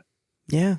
No, I agree. I mean, I can't say I'm plugged in enough to the John Kent portion of the fandom to really kind of share, I don't know, any sort of consensus on this, but all to say, I don't think I've encountered anyone yet on social media, at least, who has made a great case for the aging up, and specifically the way he was aged up. I think that really leaves a lot to be desired. I'd be curious if anyone, feels differently. A couple more here. Chelsea says, I don't like Connor or Jonathan Kent as characters. Maybe it's because I selfishly want Superman to be the last son of Krypton, but I also think that Jonathan's existence makes no sense. I know I'm discussing realism in the context of an alien who shoots lasers from his eyes, so maybe that's irrelevant, but the possibility that Lois and Clark are compatible enough to have biological kids seems impossible to me. End quote. I want to continue on this thread here because there were a few that were related, and I found all of this fascinating. Yeah. I want to jump to a comment from Bernardo. This was fascinating to me. He says, I work in assisted reproduction. I cannot get behind any idea of Lois and Clark having biological children unless it were through some sort of loophole in the IVF procedure where Clark's sperm gets mixed with another human donor sperm in order for it to work, if at all. If a gorilla, a strong mammal with human traces, earmuffs, kids, were to ejaculate in a woman, they would not have a child. But should they conceive, it could have catastrophic consequences like the woman's death, the death of the child, deadly infectious reactions in the woman's body, among others. And I can't see Clark's super sperm being at all safer, and gorillas are from Earth. The IVF approach, however, would be a clever idea for Superman and Lois, where they have twins, as twins are very common with the IVF procedure. And on that note, I'm going to button up this thread with a comment from Josh, who says, I wish that Lois and Clark had had a daughter. We've seen father-son stories done to death with Jor-El Clark and Jonathan Clark. How would Clark raise a daughter, superpowered or otherwise? What would Lois's relationship with her daughter be like? So much more interesting and so many more story possibilities, I'd think, than this is Superman's son. He's Superman too, but a little younger. But I'd rather Lois and Clark not have biological children anyway. Clark was an adopted son. I wish that DC had kept Chris Kent around. Clark should want to give a loving family to a child in need of a loving family the way the Kents gave him a loving family. So we have a trio of comments here that are really digging into this idea and sort of questioning whether John Kent, right, should exist at all. Should Lois and Clark have had a biological child? Should they have had twins instead? Should they have gone a different route to conceive, or should they have simply adopted? Very interesting, I think. I just like hearing the phrase super sperm. That just, I think for me, that was amazing. These are very deep, philosophical, and really awesome questions, actually, because it doesn't just hit on the could they have a kid biologically, but it should they have a kid if you follow the through line of Superman's character itself, right? And as much as he loved, it would have been such a good plot to say, Lois, of course we can't have kids together. Scientifically, we can't. Let's do for someone what the Kents did for me. That's awesome on so many levels, and even a social commentary, like for what happens in the real world. And the daughter thing, man, I can't believe I've never thought of that. Like, because we constantly hear about the father, son, but like, I think about my own daughters. Like, how would Lois react to having a super daughter? Like, how would that relationship be strained or possibly help? Because she's human. Yeah, that's interesting. I love these comments. Thank you to everybody. Yeah, I mean, I think sort of, marrying some of this together, I think, well, and also, look, despite some of my cracks about Superman and Lois, I do love the show overall. And one of the things I do love is the fact that they are parents to twins. And there you had the added dynamic of one having powers and one not until we get to the final season of the show.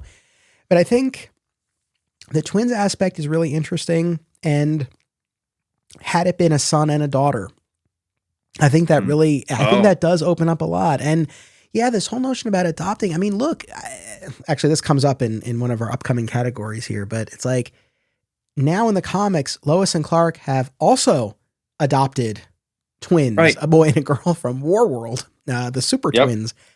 It's a great, yeah. I mean, that might pose a different issue in terms of overpopulating the world of Metropolis at this point, but the core idea, like there's something there clearly. So, I mean, them having a biological child, I guess it's never bugged me that much. Yet at the same time, I can't dispute, the issues that are raised here, and I do truly see the thematic value of them having adopted instead. So I mean, a big part of me is like, they probably should have gone that route.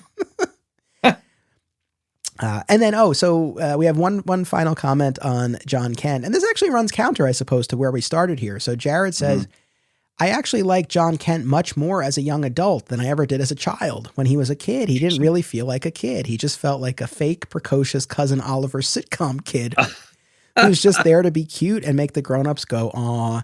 He was only really interesting when he was around Damien. I think partly because that's when he was allowed to be more of an actual kid who gets into trouble instead of some platonic ideal of what a kid should be. While I don't like the way he was aged up, it allowed him to be more of a person who has flaws and struggles as he's become a far better character for it. So, Interesting.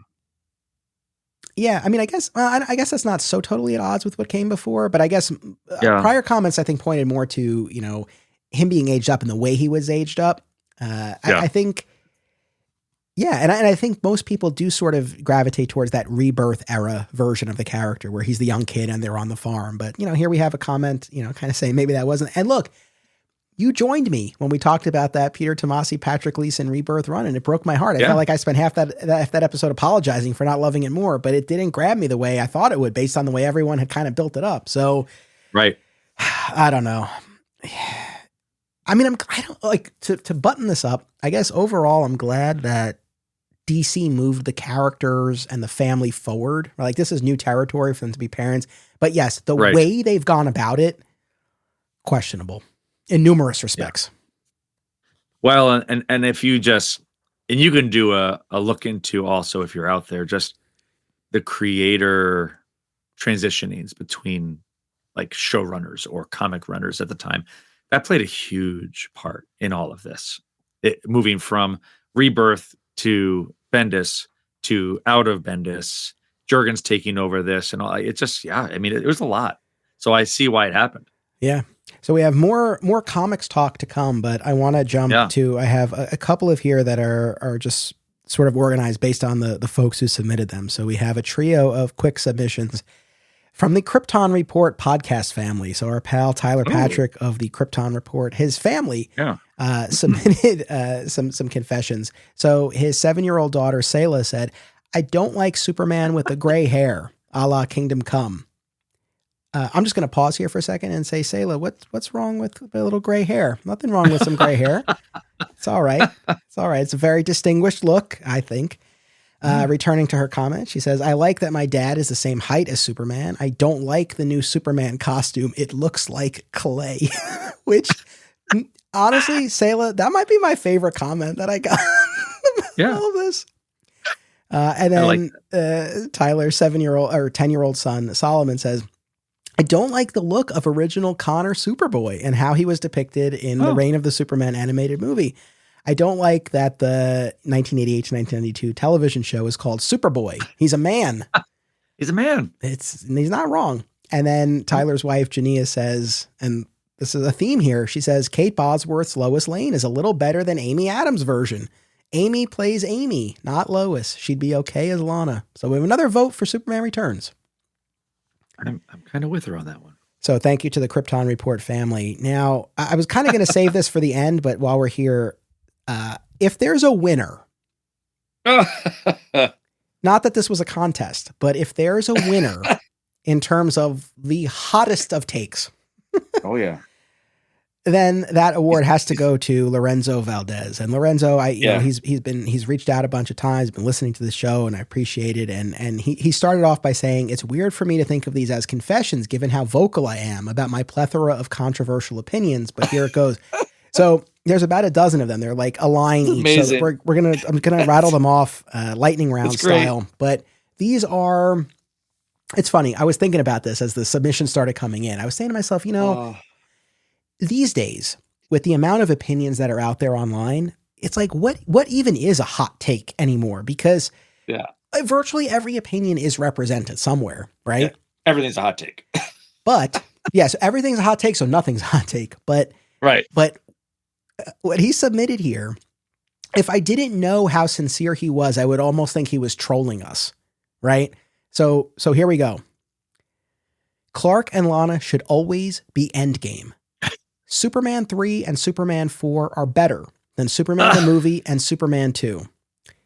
Thirst is the second best episode of the entire run of Smallville. Smallville's Mixius Pitalik is the best interpretation of that character. Season 7 is the second best season of Smallville. The Henry James Olsen twist is super cool." I'm shaking as I'm reading this. I can't believe Season 1 is the best season of Superboy. Is he screwing with us? I feel Ghosts, like he's not. Ghosts is one of the best episodes of Lois and Clark. Oh, And I hope everyone really listen up here. Tyler Hoechlin's Supergirl suit is the best live action Superman suit. So the Superman costume he wore when he appeared in Supergirl is the best live action Superman suit ever, apparently. oh, Dean oh. Cain's Superman suit looked better with those shoulder attachments, similar to the ones on the aforementioned Hoechlin Supergirl suit. Kate Bosworth is the best live action Lois. Lex was written brilliantly in Batman v Superman. Well, he and I are in alignment on that. It's making me rethink my Batman v Superman position. Oh, no. I'm kidding. Lance Henriksen provided a better Brainiac voice in Brainiac Attacks than Corey Burton on Superman the Animated Series. There is too much mustache twirling with Clancy Brown's Lex. The Hans Zimmer, Shirley Walker, and Dan Romer Superman themes are all superior to the John Williams one. Klana, forever and always. Buddy. I don't even have any commentary to offer. I guess I can't. It's I just, can't get behind this. But you know what? And I mean this sincerely. And I appreciate Lorenzo sending these in. And it's like he has a very specific way, right? That he's looking at all of this, and clearly the Clark, he begins and ends right with Clark and Lana, right? And that's a driving force. And I guess through that lens, right, that probably informs at least some of what's on this list here. Yep. And very true. Fair enough. And I disagree strongly with almost everything on here. I mean, I can't stress that enough. But at the same time, like everyone's fandom, everyone's perspective is valid. And like he says, I mean, he's very vocal about this on social media. Yeah. So it's, I don't know how much of a quote unquote confession this was, but still for him to submit this, put his name on it and all of that, kudos, man. He means what he says, and he says what he means. Yeah, but that was wild. So if we had a winner, I'm pretty sure it's Lorenzo. Dang. All right, so we're going to segue back into the comic book side of things. And in the interest of time, I'm going to move us along here a little bit. So both Chelsea and Julie hit at the same idea. I think both of them feel Kingdom Come is a bit overrated. And similarly, along those lines, we have Duncan and Jan who point at All-Star Superman. And Jan also cites The Death and Return of Superman as being, I think, also in that overrated category. Duncan in particular, I do want to spend a little bit of time on this. He says, I would not recommend All-Star Superman to a new reader or give it to somebody who wanted to get into the modern version of the character. The reason is All-Star is often represented by DC and Superman fans as a celebration of all things Superman. I don't find that to be the case at all. It's a brilliant celebration of the Silver Age, but I don't find it to be at all reflective of the comic book character who I've been reading my whole life, the post-crisis Superman. I don't like the Lois and Clark dynamic. I really prefer Clark to be the real guy and Superman to be what he can do. I do love the book as an Elseworlds self-contained story, but for me, it isn't the blueprint of how you do Superman that everyone else seems to believe it is. I would be far more likely to recommend Byrne's Man of Steel, For All Seasons, or Superman Kryptonite over All-Star to a new reader. And on that note, and I've said as much, I've come around in a huge way on All-Star Superman. I mean, clearly, James Gunn feels similarly. It's a massive influence on him as it seems. But to Duncan's point, I've said this, and I really actually do agree. Like, I would not start someone off with All-Star. I think that's one that really, a reading of that benefits immensely from having the familiarity with the larger history of the character. So yeah, any of the ones that he cited, I mean, For All Seasons in particular, and I think Superman Kryptonite is an underrated pick that actually, someone could do well with. So yeah, I do agree with that aspect of it. Yeah, I can get behind a lot of what he's saying. And I've been in the shop and a lot of people have talked about that. Like, oh, I hear All-Star Superman is the way to start. And I've said, I think if once you understand and appreciate the character and know a little bit more about the history of the character, then yes, that's a great way to go. But I don't know. Yeah. I actually will start. I will direct people to Man of Steel if we have it. I will direct people really to Superman Birthright very often. can never go wrong with that, man. And say, start here. See what you think about the character. More comic book submissions. Our pal Chase Nielsen is singing the praises of Jason Aaron's Absolute Superman. He says it captures something about the character that's missing in a lot of the main continuity comics, and has my favorite incarnation of Krypton so far. It's funny. So have you been reading Absolute Superman? I have been. It's pretty cool. Yeah. I haven't read it yet. It's funny. We had someone join our Facebook group recently, and they answer the questions to join. And the comment they wrote is, "Anthony ever going to mention Absolute Superman?" Yeah, we will. We're going to wait until, I don't know, maybe they're a year in or something like that. We'll do a big episode on it. I think you should read it in trade form. I think you should read it in either 6 in a row or 12 in a row. I think you'll appreciate it more. Personally. That's my plan. So that's how I'm going to read it, and then we'll talk about it. But no, I'm very well aware that I'm curious about it. It's so funny. And we'll get there. Do you know how honored that makes me feel when people are like, "Oh, like, are you going to talk about it? What do you think about it?" So we'll get there. All right. So continuing along, and especially speaking of current comics. So you and DeVoe and I, we did a whole episode on Joshua Williamson's current Superman stuff, the House of Brainiac in particular. As audience members might recall, DeVoe came in red hot about Lobo. He came in hot. Yo, you came in plenty hot yourself, my friend. That took me by. See, I was expecting DeVoe, but you took me by surprise. I felt like I was fighting a battle on two fronts in that one. I was more pissed at the whole thing itself. He was very Lobo pissed. If anyone wants to hear DeVoe get even more fired up, he and I just did an episode on the Patreon about Creature Commando season 1. So we're starting our coverage of the DCU. He joined me. We talked about the first season. Whoa, did he have issues with it? It was a very fiery episode. The explicit sign went off in the first 10 seconds. Yes. But speaking of Williamson, kind of a little bit of a split here. So Sam Lim says the Superwoman special, which came out a few weeks ago, was the first Superman related book I ever read. And it was so good. I'm now going back and reading Joshua Williamson's entire run. So right on with new reader. Yeah. Brian Dempsey, on the other hand, says, I have been consistently disappointed by the current Joshua Williamson run on Superman. While I agree he seems to understand the characters, he's writing plot-driven stories. We're 2 years past the secret identity being restored, and we have yet to explore what that really means. How do they explain John Kent's age up to Perry and Jimmy, or to Lucy Lane? How are they explaining the young twins to friends and neighbors? Did they get fake birth certificates and adoption papers? John is 17 or 18 now. What does he do to earn a buck? Secret identity? He tried to go to college for like 3 pages of one issue. I want to see John be John, not Superman also. And give him his own distinct superhero name, please. Why the heck does Metropolis need a half dozen Superman family characters running around? I liked Steel in Washington, D.C. and Superboy in Hawaii. Let them protect the world by being out in the world, not having to hightail it over an ocean at the first breaking news flash. And on that note, we have another comment from Logan Alexander Smith, who says, Superman doesn't benefit from a big hero family the way that Batman does. When you have too many Kryptonians flying around, it really changes the setting of the DCU in a way that the Wayne family legion of trust fund ninjas does not. There was a moment in Philip Kennedy Johnson's action run where Superman, Supergirl, Superboy, Chinese Superman, John Superman, Power Girl, Steel, Other Steel, Red Sun, Starchild, and Krypto flew into Metropolis to fight just Metallo. Since then, when you read that list, that does kind of just so Metallo, funny. Poor Metallo. Since then, rather than fix this problem, we've doubled John's power set, brought back the Lana Lang Superwoman, added a Lois Lane Superwoman, and brought back Mon-El. Why would you ever call the Justice League? Oh, we've hit on this. I don't disagree. I mean, I think it's like... Well, they didn't call the Justice League during the death of Superman either.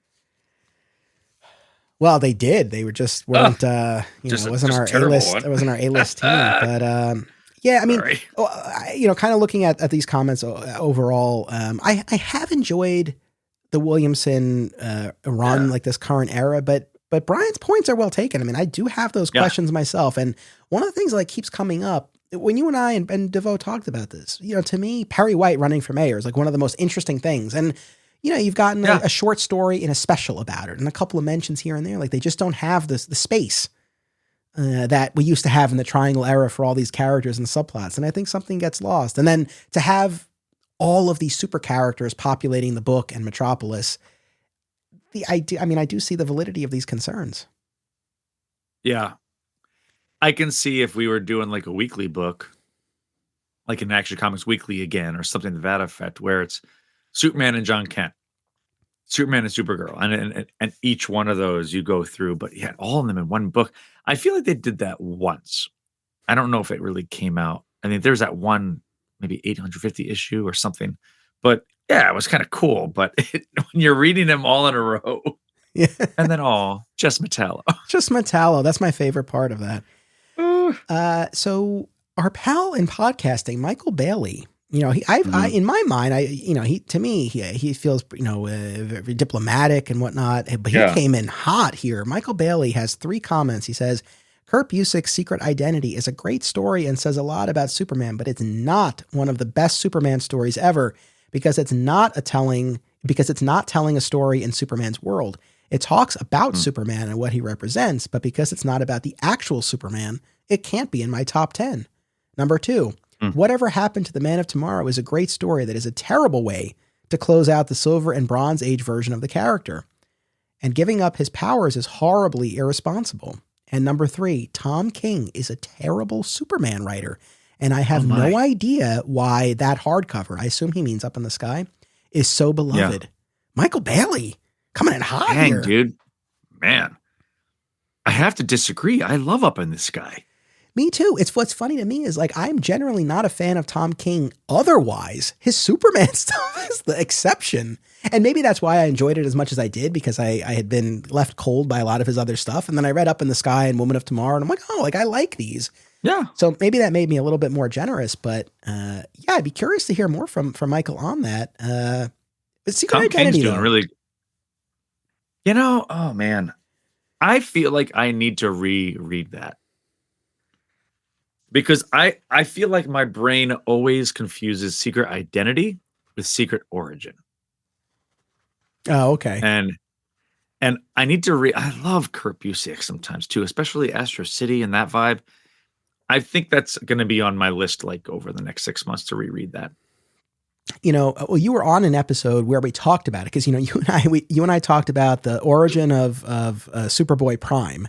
And then I did a different segment with another guest on the Secret Identity miniseries. And I'll be honest, when I read that for the first time, that 4-issue miniseries about someone named Clark Kent in the quote unquote real world who develops the powers of Superman. As a kid reading that for the first time, it was different than any Superman story I had read, and I think it grabbed me in that way. When I went back for this episode and I read it again, I didn't dislike it or anything, but I don't know that it quite lived up to my memory of it. So maybe I think I just have.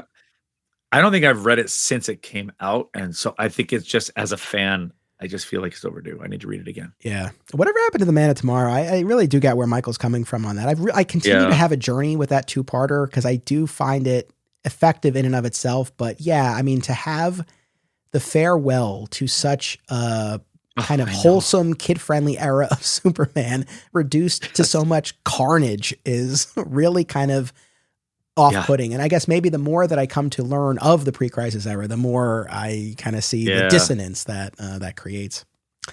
And then, because I want to keep us moving here, last 2, but I know this is a story that you have a connection with, and we have a split here as well. Joseph Abe Martin says, For Tomorrow is one of my all-time favorite Superman stories. It's been my experience that not everyone cares for it, and some outright hate it. But I can't explain what draws me to it so much. The artwork, the story, both. I don't know. But I just love the story so much. Rob Matthews, on the other hand, says, For Tomorrow is unintelligible nonsense with fantastic artwork. And this is, of course, referring to the 12-issue Superman storyline from the, mid-aughts, I guess, by Brian Azzarello and Jim Lee. But I know you're a fan of it, yeah? I do. And that's another one that like we've done with so many other things, movies and comics, that I feel like I need another read. Because I feel like there's been times like let's take Superman 4, for example. I never thought I would rewatch it and go, oh, and listen to your podcast and go, oh, and just think of it in a different light. So I'm very curious if when I read For Tomorrow again, will I flip, like based on who I am now? because I don't think I've read it since it came out. Back when it first got released in trade form, I have not read that book.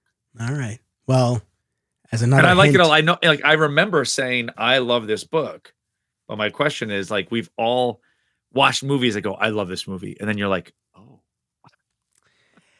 this is really kind of a long-term tease, but you might have an opportunity to reread it again before too long. And but it's like, I've had my own journey with that. I did not like it the first time around. And then when we covered it on the show back in, it was like episode 25 or something. And I brought in one of our former comic shop customers who's a real life pastor.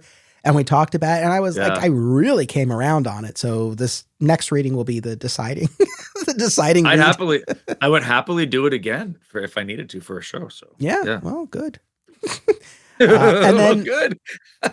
There, one last one, and again, we had even more, but just in the interest of time, we can't get to absolutely everything. But one that jumped out at me, because I've talked a lot about how much Infinite Crisis means to me when it comes to the red skies of it all and all that, and we talked about this. But Deacon William Necessary says, I think DC disrespected the original Golden Age Superman. He and Lois received a worthy end at the end of the original Crisis. They were both taken into paradise, and it's what they deserved. But in Infinite Crisis, Kal-El is beaten to a bloody pulp by Superpunk Prime, and to add insult to injury, he's later turned into a zombie in Blackest Night.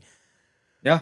I mean, I said when we talked about Infinite Crisis, like, it didn't bother me per se, but I did have that thought. It's like, if you were a fan of those versions of the characters, like, that's messed up. Yes. Yeah. Yeah. Again, that's another to use that or earlier phrase. I think they did Golden Age Superman dirty, man. Like, it's you don't got to do that. I think even Infinite Crisis was enough. And but then, yeah.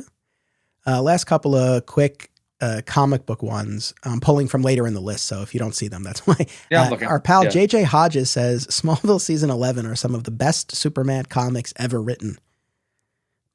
Agree to disagree, I guess. I don't know. Yeah, I've read. I'm sorry, brother. Sorry. I can't. And then Isaiah Simmons, who did our key art, who does the art for Digging for Kryptonite, he says the electric blue Superman era is underrated and overhated. True story. I co-sign on that. And here's the thing. With the Electric Superman saga, it's I mean, I don't know, man. You think about all this, it's one of the only, I don't know, like new idea, man. Well, yeah, new idea, but just like big ticket item that's not been adapted. And I feel like, My Adventures with Superman, the animated series, they keep teasing it. And I feel like they could do it. I think they definitely can. And I wouldn't be surprised if at some point they do. And I wonder if that might kind of turn the tide a little bit in terms of the thinking on this. So enough time has passed. Okay. Didn't we do an episode? We did that together, didn't we? Yeah. Yeah. Going through our Triangle era discussions there. So our final category is what I refer to as the philosophical. So these are some really kind of thoughtful, big picture idea questions about this. So we'll start with Chris Plack here. Chris says, Superman is at his best when he's portrayed as an ideal that humanity strives to emulate rather than a relatable figure trying to fit into our world. Attempts to humanize him too much, like Man of Steel or Superman Returns, often miss the point of what makes him special. Superman isn't compelling because he's like us. He's compelling because he shows us what we could be at our best. That said, Superman 4, The Quest for Peace, deserves more love for attempting to tackle Superman as a global moral force, even if the execution was flawed. At least it tried something bold. I totally agree with that, actually, because we've talked about that. We just brought it up earlier, right? It's like those moments where you want Superman to bring out the best in us, not do the best for us. It's how does he help us be our best version of ourselves, right? I agree. I think the execution wasn't great, but it was on the right track. No, I mean, I totally agree with Superman 4. His earlier point, I've really been thinking about it. I don't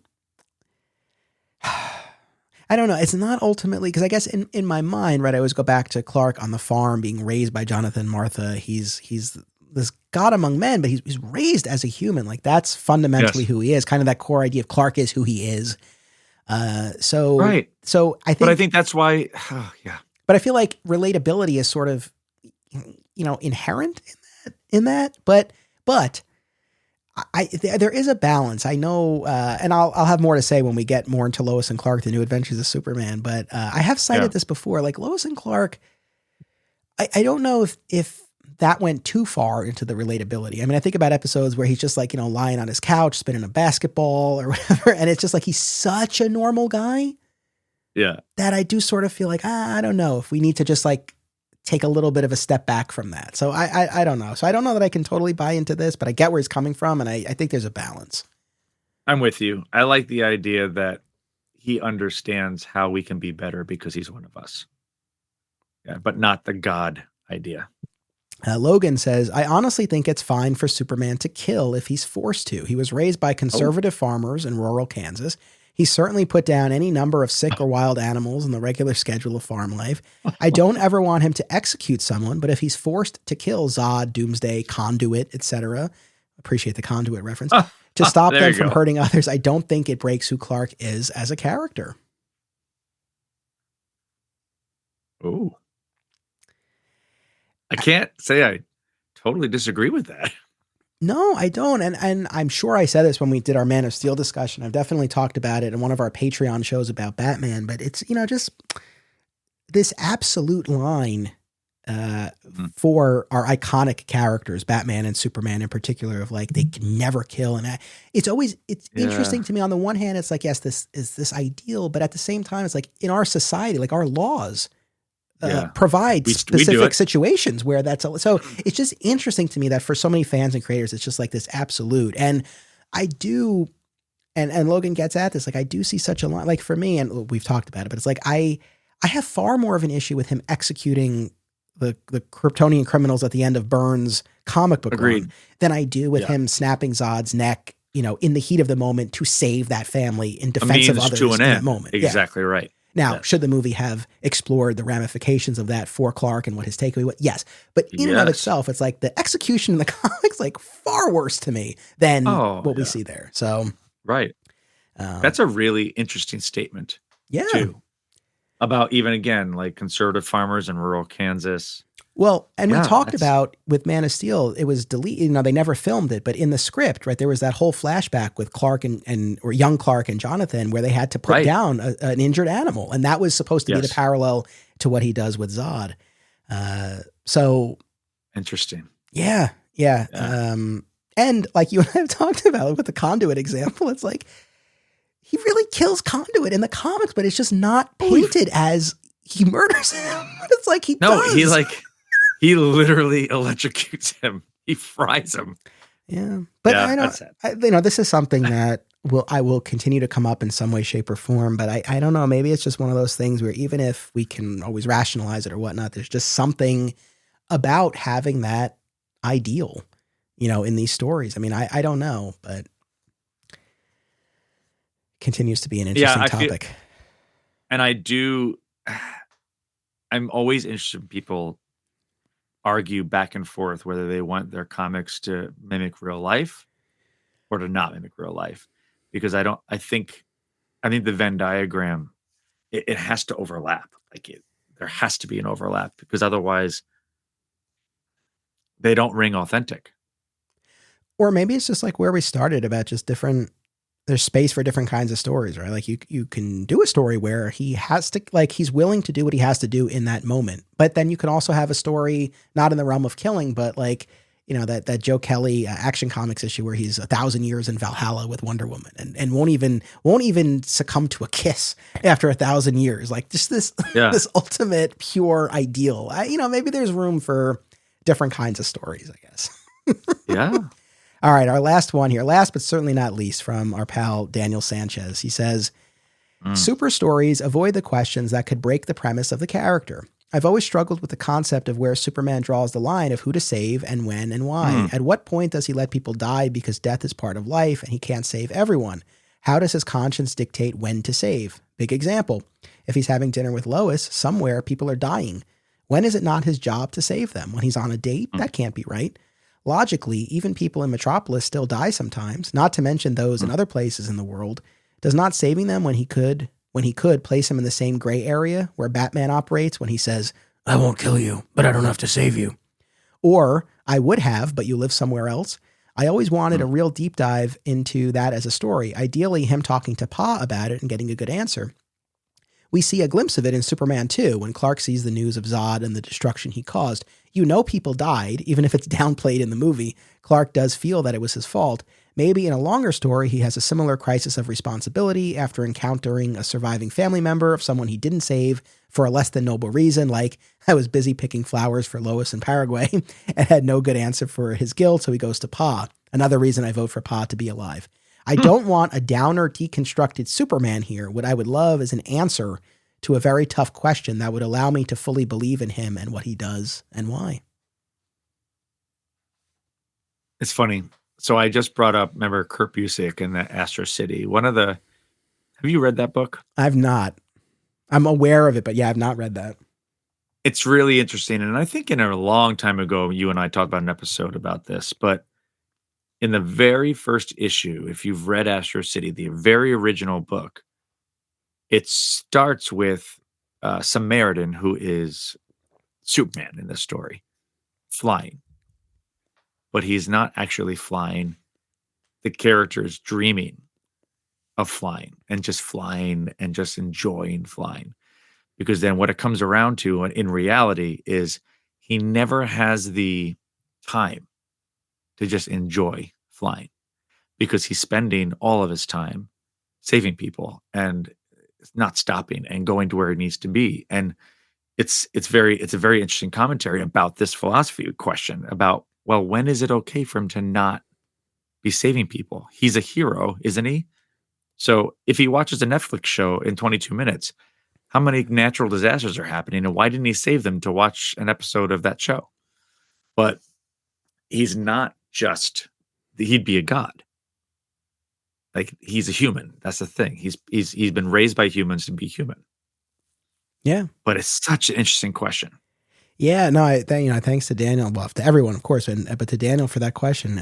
Yeah, I mean, I feel like this idea of he can't be everywhere, he can't save everyone, Right. that does come up. But to Daniel's point, yeah, to have kind of a firmer articulation of that or an exploration, I think would be interesting. It's just like when you get a story like Superman Peace on Earth, right? Where it's like, well, all right, what happens if he actually tries to tackle world hunger? Like so I think there is a lot of value in that kind of story. I mean, the example that immediately comes to mind, of course, it's Smallville related. It doesn't really answer what Daniel raises, but one of the final episodes of the series when Jor-El gives Lois Clark's powers before they're going to be married so she could see what it's like. And she's using her super hearing and like she's about to dart off and he's like, no, like it's okay. Like you don't have to take that one. Like that's in an area near a precinct. Like they'll be able to like the police will be able to handle that. And you get a little bit of an insight into how he prioritizes, right? And the things that he knows he can delegate. Like, okay, that's not a Superman level intervention required. So yeah, I mean, I think various stories get at that in some way, shape, or form, but that's something that I think could warrant sort of a deeper dive. So. And honestly, I'm not promising this is going to happen, but I mean, there were some things in the teaser trailer of the new movie that lent me to believe that he's struggling with decisions. Yeah. And even when remember they're in the apartment and it's clear that he's hurting and she's trying to console him. Like, what is he being consoled about? Maybe he's struggling with things like this. True. And of course, still, one more Smallville example, but that episode that I cited, Lois's takeaway at the end of that episode is that she can't marry him because her feeling is exactly what Daniel is saying of any moment you're with me, you're not saving people. And so she calls off the way, but Chloe and Lois have a heart to heart in the series finale. And Chloe says like, he's not a god. Like he's a man. He needs to rest. He can't do this 24/7. He needs Yeah. And he needs to remember why he's doing this. Yeah. Yeah. And I think when we've seen, go back to that what I think is an underrated triangle era story, King of the World, when, it turns out Dominus is influencing his mind, but he devotes himself 24/7 to it. And it's extreme and he polices the world with robots. It's like, so you see the risk of going too far in that direction. So I can't thank people enough for all these submissions. And for anyone who didn't get to, I apologize, but I was trying to keep this at least to 2 hours, but everyone's submissions were great. I really do appreciate it. I mean, last, but certainly not least, I mean, Bernie, do you have any confessions or hot takes that you want to share? Oh goodness. I mean, it could be profound. It could be silly, or nothing at all. It's all right. Gosh, you know what? Like, one of the biggest joys of recent Superman times is, and I know it's in the new teaser trailer. I can't tell you how excited I was when he whistled. Oh, Like the moment when he went, I immediately knew because our own dog Shelby, yes, named Shelby after Smallville Shelby. But whenever I need to get my dog to come in or hey, like to do something, like I do a whistle. So when he did that, my brain was like crypto. Like, and I've always loved crypto. I've always loved the idea of it's man's best friend. So why wouldn't it be Superman's best friend? And so I know it's cheesy, I know it's lame, and some people have even commented like, "Why is there a super dog? How is that a thing? How does a dog have superpowers?" I don't care. I love crypto. That's my confession. yeah. I mean, honestly, like for myself, I feel like for people who've been listening to this podcast for all these episodes, I think you probably know my hot takes. I love Superman getting thrown in the sun. I think it's amazing. I think Conduit is the most underrated villain, and I want him to have another shot at glory. I've never been a big fan of the magical / supernatural Superman stories. And I am open to having my mind changed on that, but that's typically been my position on that. So yeah, I mean, I wish I had some great, profound confession to drop on people at the end of this episode, but I think most of it's kind of come up in all of these discussions. I do have a few more. Sorry, go real for fast. it. I really loved the imaginary stories of the Silver Age. I remember my mom, when I was out visiting my parents this past summer, she pulled out a box of her original Lois Lane and Superman's pal Jimmy Olsen books. And there were like really cool ones about like all the wives of Superman. So it went right down the line. And that brings up another confession that I really love. I don't know why, but I love Lori Lamaris. I love the idea of that character being like a hot ex-girlfriend of Superman and like pissing off Aquaman. I don't know why. That would be something that I just love. No, you know what? And we've never seen it. I'm on board. We talked about it, but it's shocking to me that Smallville never did that for as long as it went. And I like that idea of having she represents a distinct era, the college years in his life. So yeah, I think there's space for Lori. I'm with you.